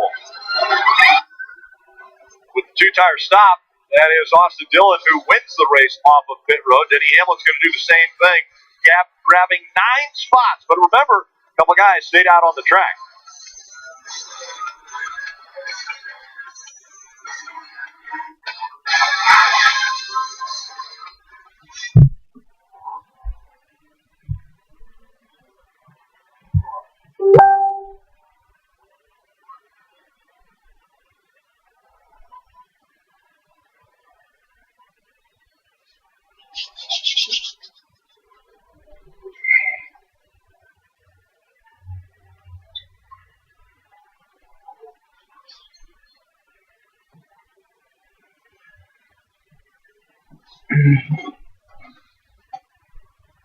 This one.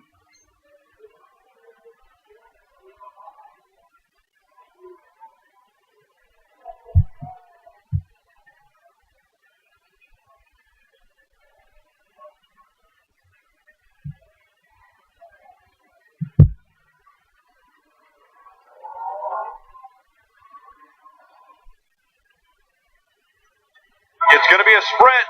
Monster Energy Cup Series racing from Thunder Valley.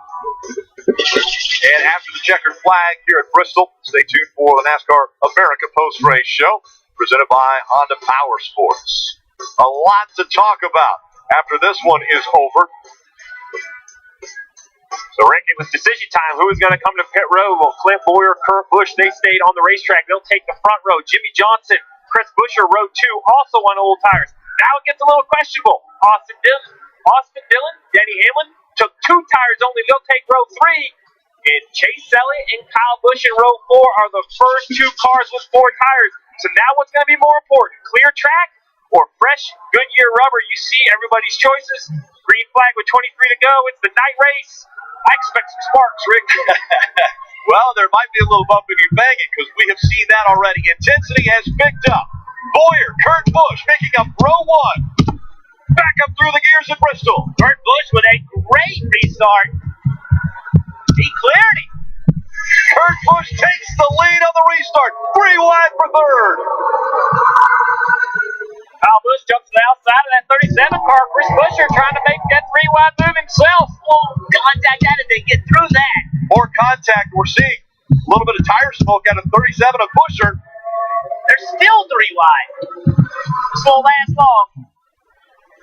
Those tires on the 11 are helping him hold that top position. And look at this squeeze down the front stretch.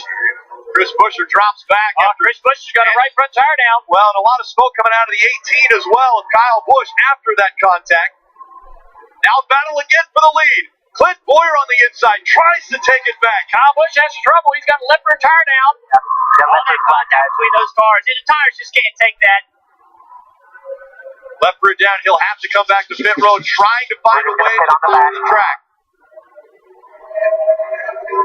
Kurt Busch still holding on top spot. Around goes the 18. They got the left front wall. Yellow. Brings out the caution.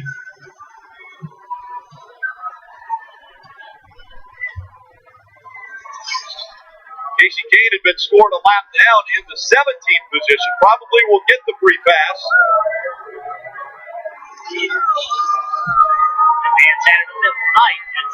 Well, look at the banking too. He can't go anywhere because he doesn't have any rubber on the wheels. The tires have come off. Hear the crowd cheer. Look at the. What's the situation here, Steve? If he can't move that car, does that pretty much take him out of the event?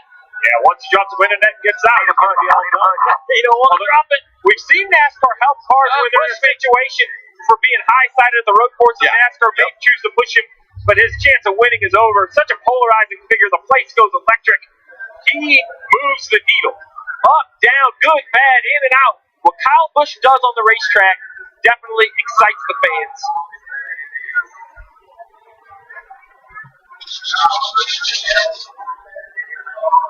I'm telling you guys, Kurt Busch did not want to see this yellow because now Denny Hamlin in that 11 and Kyle Larson with 4 fresh tires in that 42 will be in the row right behind those leaders. There's not a lot to push, by the way, on the back of that 18. No, there's not. I think they'll give him a push. And now, listen, NASCAR said this. They said in situations where you get stuck because of the racetrack, the shape of the racetrack, they'll assist you a little bit. There you go. He'll come and get a left rear tire. And I'm sure they'll cut more of the body off of the 18. So Kurt Busch is out front and closing in on 16 laps to go. Clint Boyer running second. Hamlin, Larson, Johnson, Blaney. But it was the tight racing for the 4th position. Yeah, right there, you see the 18 car. That's what cuts the left rear of the 37 car. Busher, he had his right front go down. You know, 3 wide at Bristol, it's going to be some contact. There's no way not to be on the corner exit, and just too much for the tires to handle. But it's late in the race. Who's going to lift? If you lift, you're not going to win. If you don't lift, you have a tire problem. What a tough break for Chris Buescher. Did such a wonderful job all night. Flipper goes flat and around the 18 goes. 48's on pit road right now too, guys. Kelly. Yeah, Jimmy Johnson did not want to come to pit road, but Chad Knaus insisted. He was worried about some of the damage as we saw him kind of sandwiched in there on that last run. So they're going to change all 4 Goodyear tires here. I like this call. Not calling a race with emotion. Why I like this call? Because Jimmy Johnson's 15th in points, 106 points up. 10 points, 12 points, that's what he might give up. I know Jimmy Johnson wants to try to win the race, but Chad Knaus at this point, he's in defense mode. Let's just get out of here with some points. 2 races in the playoffs. Let's make sure we're in the playoff picture. So the 48 will come off of pit road with 4 fresh tires. Only 15 cars on the lead lap. That's including Casey Kane. So we saw Kurt Busch take the lead from Clint Boyer. Clint Boyer, he controlled the restart. He's on the outside. You see the restart zone. Clint goes, he just spins the tires, and Kurt does a great job and has it cleared getting into turn 1. That's a clean restart. I wanted to see a replay because how does a guy not control the restart beat the control car getting into turn 1? I thought maybe he jumped, but that was a clean restart, Marty. Well, the 14 is not happy about it. So we've seen corporate teammates not be happy with each other. Now we have teammates not happy with each other. Listen on the radio.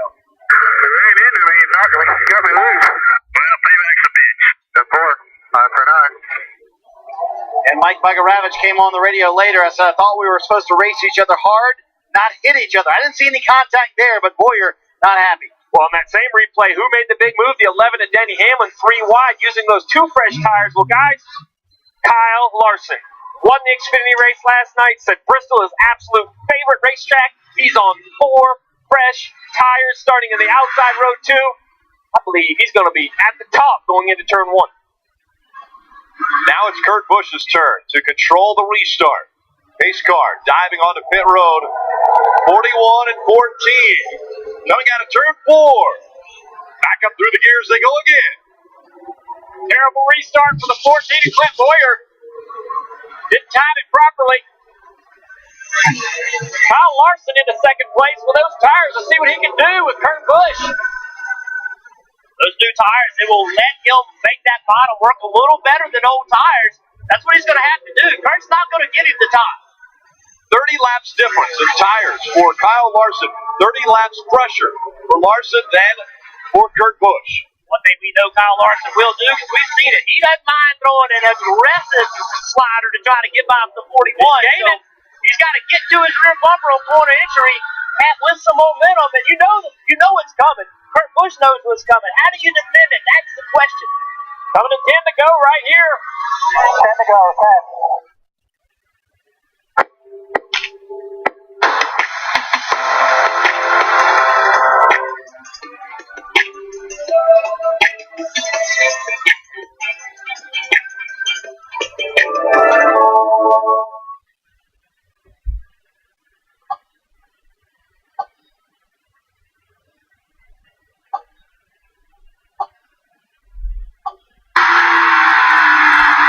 take his line away? Does he take away the possibility of the slide job? Boy, Kurt Busch car looks pretty good there in 1 and 2. His car is turning good. I don't know if Kyle is able to put enough throttle down to make any gains off the corner. Five-time winner out front.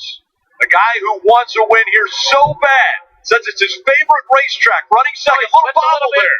Way loose. That's a car lane. That's huge at Bristol. Flipping off the corner. It's going to take a while to get that back, even if he's fast enough. He just gave up 2 car lengths. And, man, at Bristol, that's a ton. He has struggled all night long. He was so fast in practice, but he struggled all night long with speed. Now in a position to strike with his tire. You know, better tires just can't really get the car to hook up. He is so loose. Busch doing a great job. They're both in there working the tools. You know, they're using that track bar adjuster, trying to figure out where that needs to be. They need to play with the brake levers, trying to set that up to where that needs to be to help the car.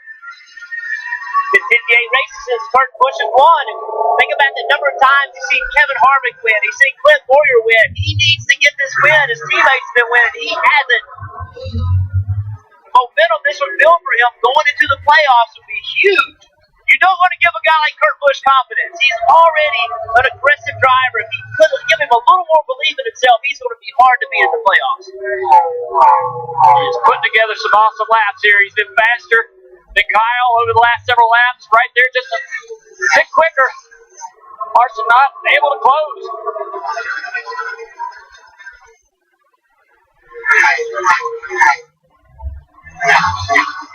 Just 3 laps to go. And I don't want to use the word comfortable, but he's got a big lead right now over second place, Kyle Larson. Less than 45 seconds to go in this race. 2 laps remain. Kurt Busch, with his career in question after 2018, doesn't have a deal for next year. Hasn't won in 58 races. Credit one to go. Kurt Busch trying to make sure he's in the playoffs with a win. Kurt Busch has a 6-pack of Monster Energy in Bristol.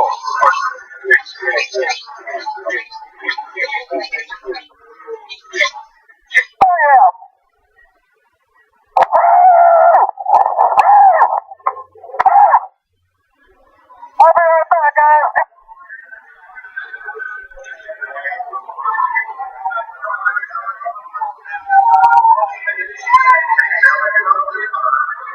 Now you're clear. Good job, driver.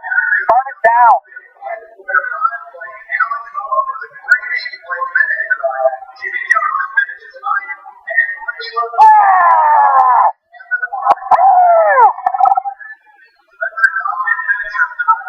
Six career wins at Bristol. And a huge one here. Kurt Busch wins in the Monster Energy Cup Series for the first time this year.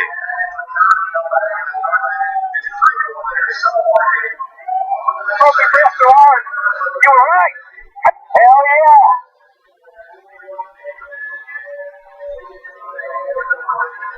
Two great restarts to end this race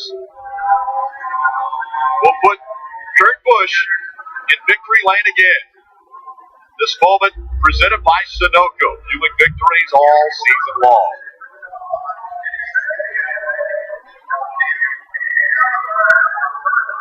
A lot of tape on the front of that car,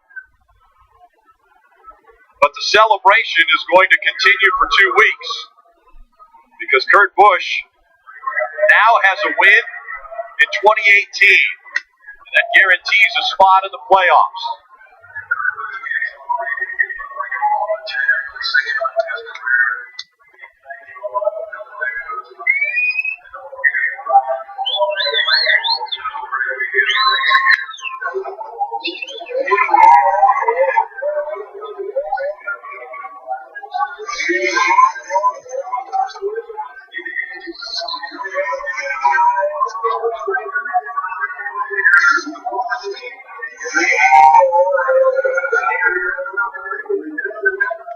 Scott, his crew chief, say burn it down. I think Kurt Busch is going to try to do just that. You see the smoke continuing to roll.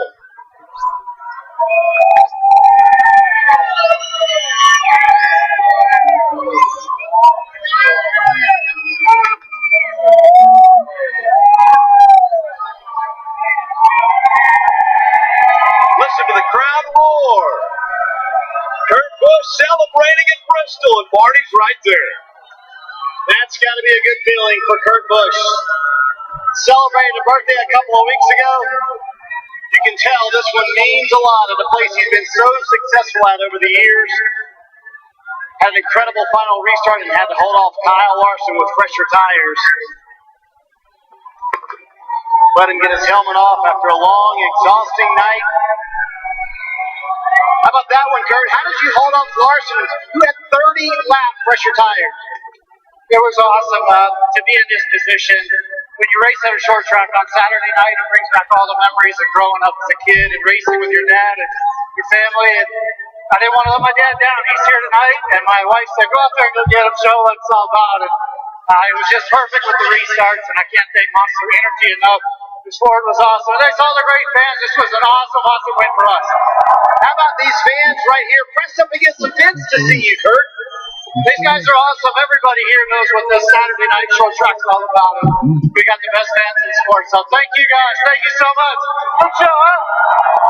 There you go, Kurt Busch. He'll get to victory lane in a moment. We will see him there. And the 100th win for Ford in their Fusion. They get to victory lane in Bristol. Talk about win 100, Ford.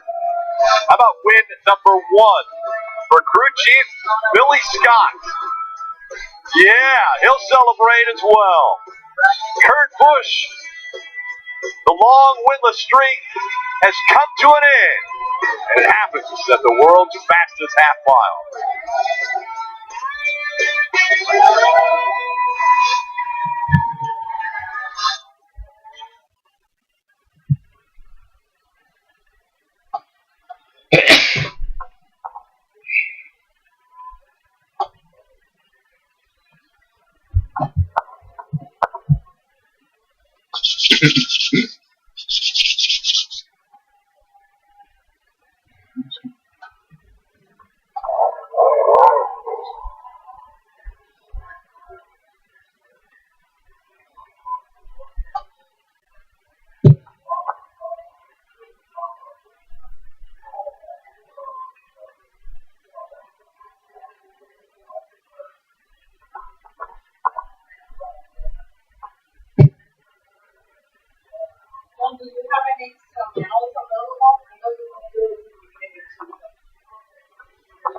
Do you have a mouse? The portable mouse? Well, there's quite a few fireworks on track, and now the fans are, well, they're going to be treated to fireworks off the track as well. What an evening it was for Kurt Busch. He was so excited to get the victory lane. He left the flag on the hood. He left his helmet on top of the car. So the helmet, gloves, and flag. Well, Kevin's going to grab those. Hey, Kevin, just hold on to them, buddy. Oh, what a win, though, for Kurt Busch. Man, what a race. I don't know if his beer would have been underneath that helmet. Oh, and then the extremely unique victory lane here at Bristol. It's actually up on the second level of the building in turn 3. And what a great moment for the team to be able to celebrate. This was definitely a team win for Kurt Busch and the 41 team. Let's go down to Rut.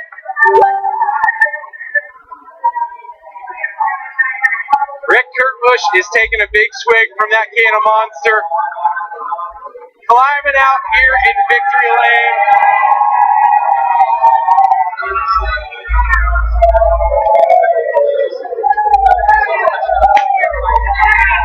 So much.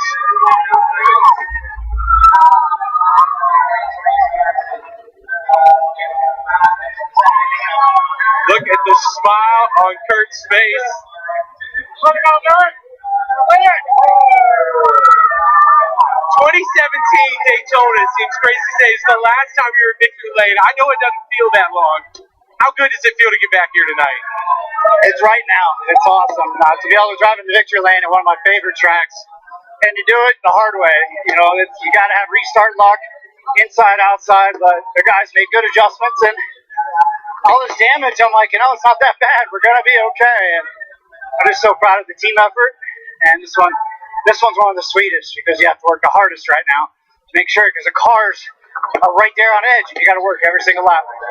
All night you never gave up. You stayed so close to the front. But it seemed like that restart with Clint, when you jumped out, it seemed like you knew, no, this is mine now. That's this one right here. She told me, she says, go take it to him. Ashley, your wife joined you here. Thank you. She told me, she goes, I want to hear now, you know what? Go out there and go get him. So, no excuses. It's a great way to celebrate with everybody. I mean, all the Monster employees, all the Monster people, the sponsorship from them and Ford, Haas Automation. It's awesome. I mean, all the way around, going into an off week, we're going to enjoy these few days. And we got the 10 biggest weeks ahead of us with the Brickyard and the Southern 500 stuff. Thanks again, Haas Automation. Monster, love you guys. Hey, congratulations. You're going to the playoffs. All right, hell yeah. Kurt Busch, everybody. Guys, he got locked in because of the win. His wife, Ashley. But there's a couple other drivers that are now locked in based on points because there's only 2 races to go. Ryan Blaney in the 12, the 2 of Brad Keselowski, and the 42 of Kyle Larson also now are locked into the playoffs because they're so far ahead in the point standings, they can't fall out of that position. Yeah, Danny Hamlin looking very good at plus 214. The 10 and the 48, I also think, at over 100 both. Got to be feeling pretty good. Alex Bowman came in 62 ahead, leaves 79 ahead, plus 15 with only 2 races to go. Now it's going to be a question of, do we get an outside winner and just no major mistakes? Let's take a look at Kurt Busch's night. Didn't start off so great. Gets involved in the crash in lap 4 with his brother spinning out here. See him in the back of the 11. That's pretty bad damage, man. But those guys fixed it up. Good little job there with the tape. Here's the pass for the lead. Restart, really. He just got such a great restart. Took advantage of that bottom. Clearing Clint Boyer off turn 2. Just drive to the checkered, man. Held on those old tires, Jeff. Just incredible. He's been talking about maybe he hasn't felt like he's been too respected over the last several weeks. We made a statement tonight. You see the excitement in his eyes. And to win a race like that on a late race restart, having the bottom really is not where you want to be on a restart and be able to take advantage of it and get that done. It's just wanted, man. Finding a way to take it. And so again, he will have a 2-week celebration because he will be off next week before we go to Darlington. The guy who finished second in this race, Kyle Larson, so strong once again, was with Kelly. Kyle Larson will have to settle for another runner-up finish here at Bristol. Kyle, how much more did you think that the fresh tires would have advantage on track position there at the end? I think if I had a better car, tires probably would have showed what they're really capable of.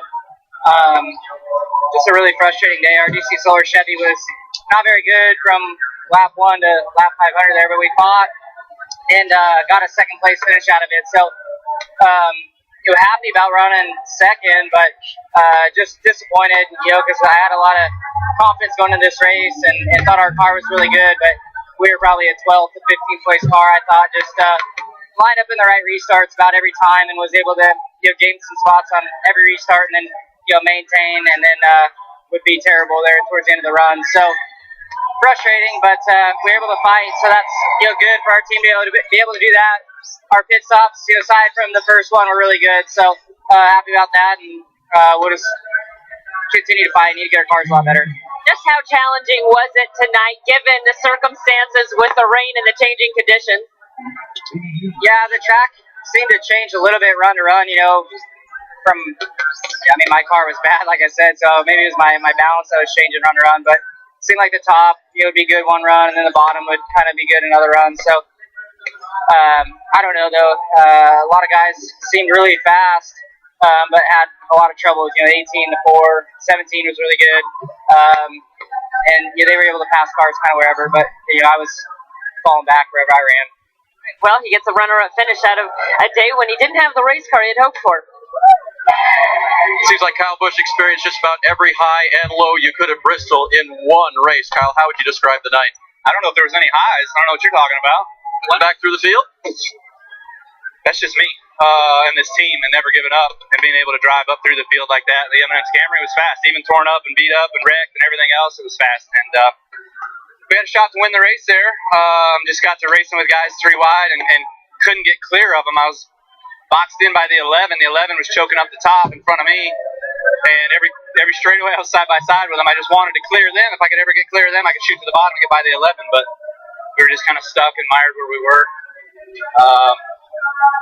Maybe if we would have stayed out, Monday morning quarterback, if we would have stayed out, we would have inherited the 4th starting position on that restart and been ahead of all that. So, ifs, ands, or buts, we never should even have been in that spot with how torn up this race car was. We probably finished where we should have, but we had a shot anyways. And, big brother? Well, congratulations to Kurt. That's cool, but he just forgot his helmet on the roof and just chunked his helmet. So, I have something else for him. I'll tell him in private. The incident with Truex coming off the corner there, Kyle, what happened? Yeah, totally my fault. Oh, man, I feel terrible about that. Obviously, I just misjudged it by a little bit. 4 inches, 6 inches, whatever, you name it. I got in the gas, was coming up off the corner, was going to slide in behind him. I didn't think I was next to him yet, and I just barely clipped him and sent him for a whale of a ride. So hopefully he's all right and everything's okay there. I hated that I clipped him. I know he could have had a good shot to win the race, too. The win wasn't in the offing, but he took us for a great ride tonight at Bristol. Kyle Busch is always entertaining. And drivers, what'd you think? Well, Bristol's back, man. The energy of Bristol, when they changed this racetrack and the line moved all the way to the top, it became not as exciting.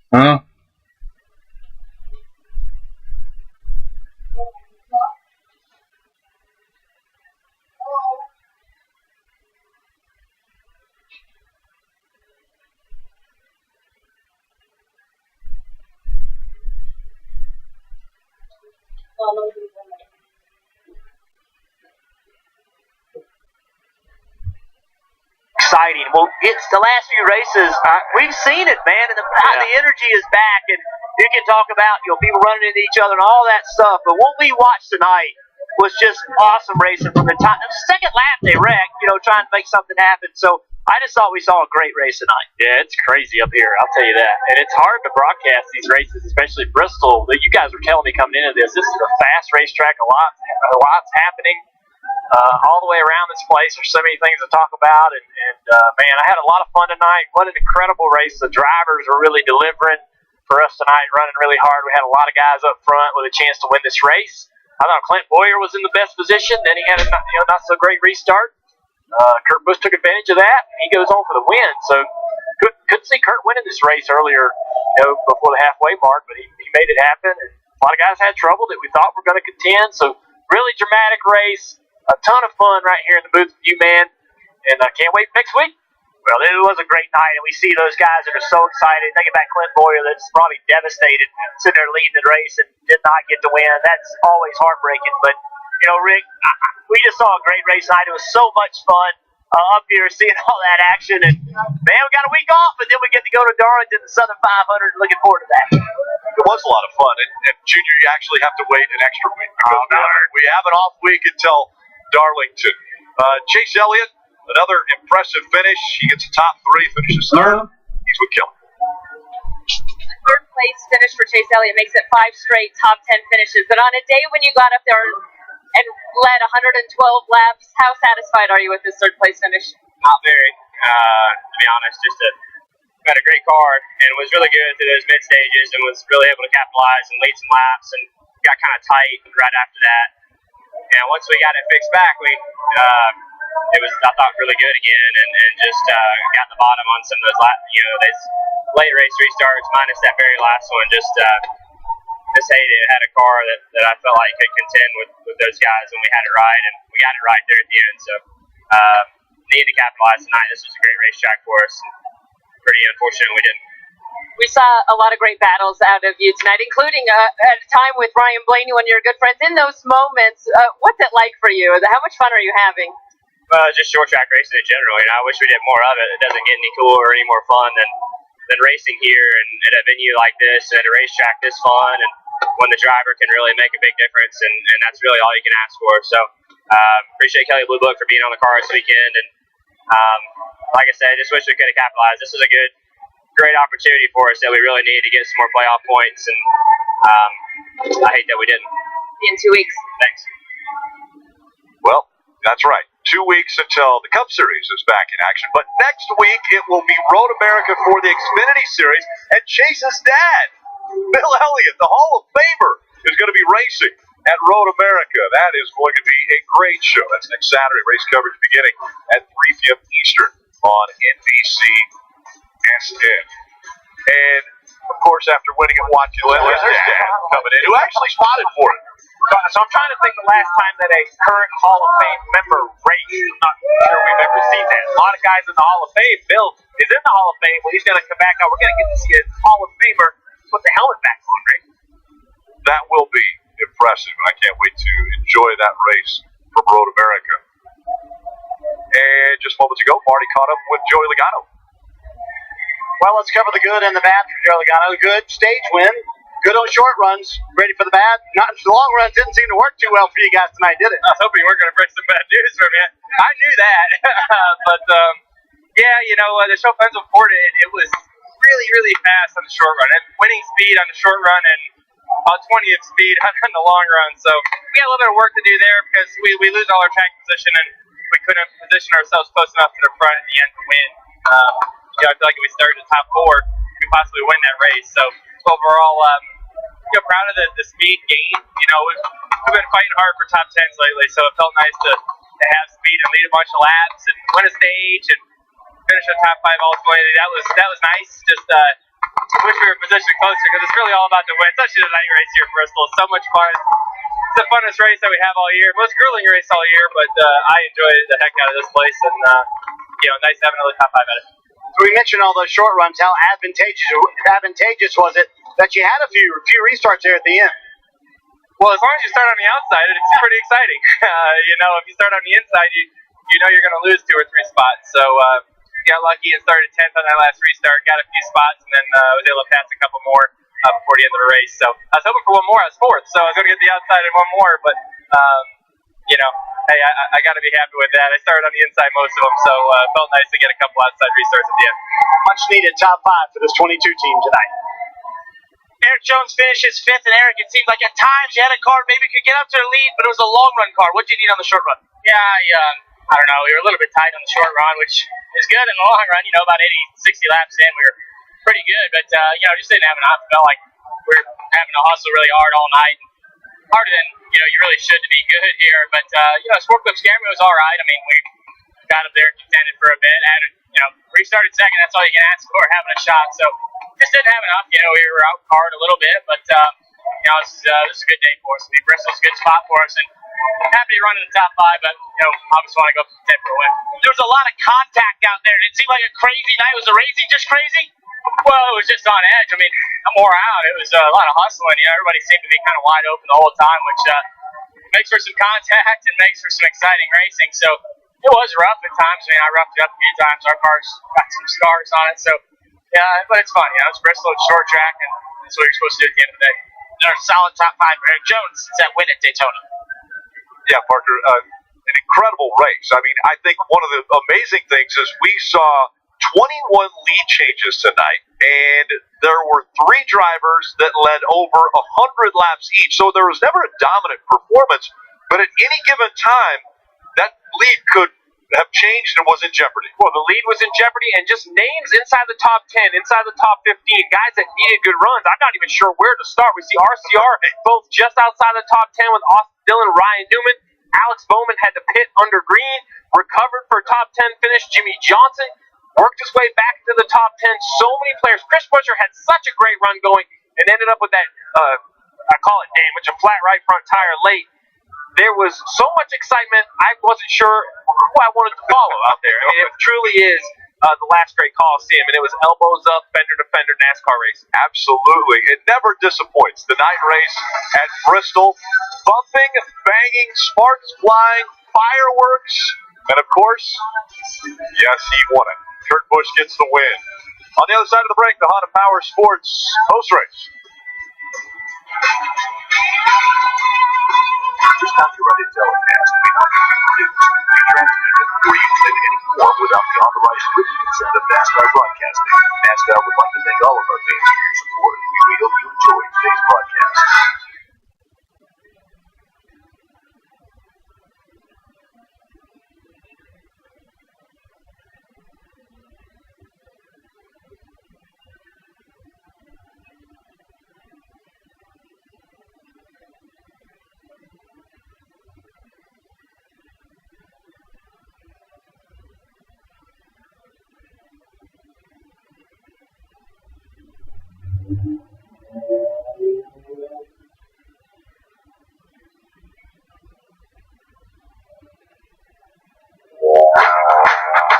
Face the world as a face to be reckoned with. Only Botox Cosmetic is FDA approved to temporarily make moderate to severe frown lines, crow's feet, and forehead lines look better. It's a quick 10-minute cosmetic treatment given by a doctor to reduce those lines. There's only one Botox Cosmetic. Ask for it by name. The effects of Botox Cosmetic may spread hours to weeks after injection, causing serious symptoms. Alert your doctor right away, as difficulty swallowing, speaking, breathing, eye problems, or muscle weakness can be a sign of a life-threatening condition.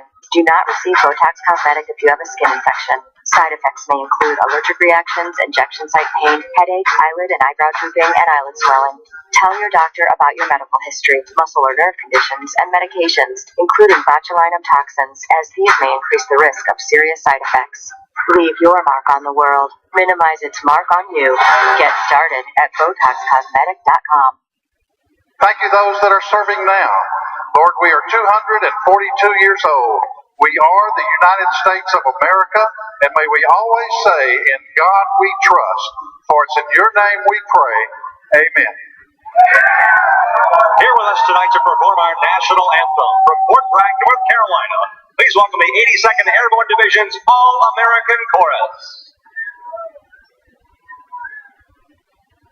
Oh, say, can you see by the dawn's early light what so proudly we hailed at the twilight's last gleaming, whose broad stripes and bright stars through the perilous fight o'er the ramparts we watched were so gallantly streaming, and the rockets red glare of our first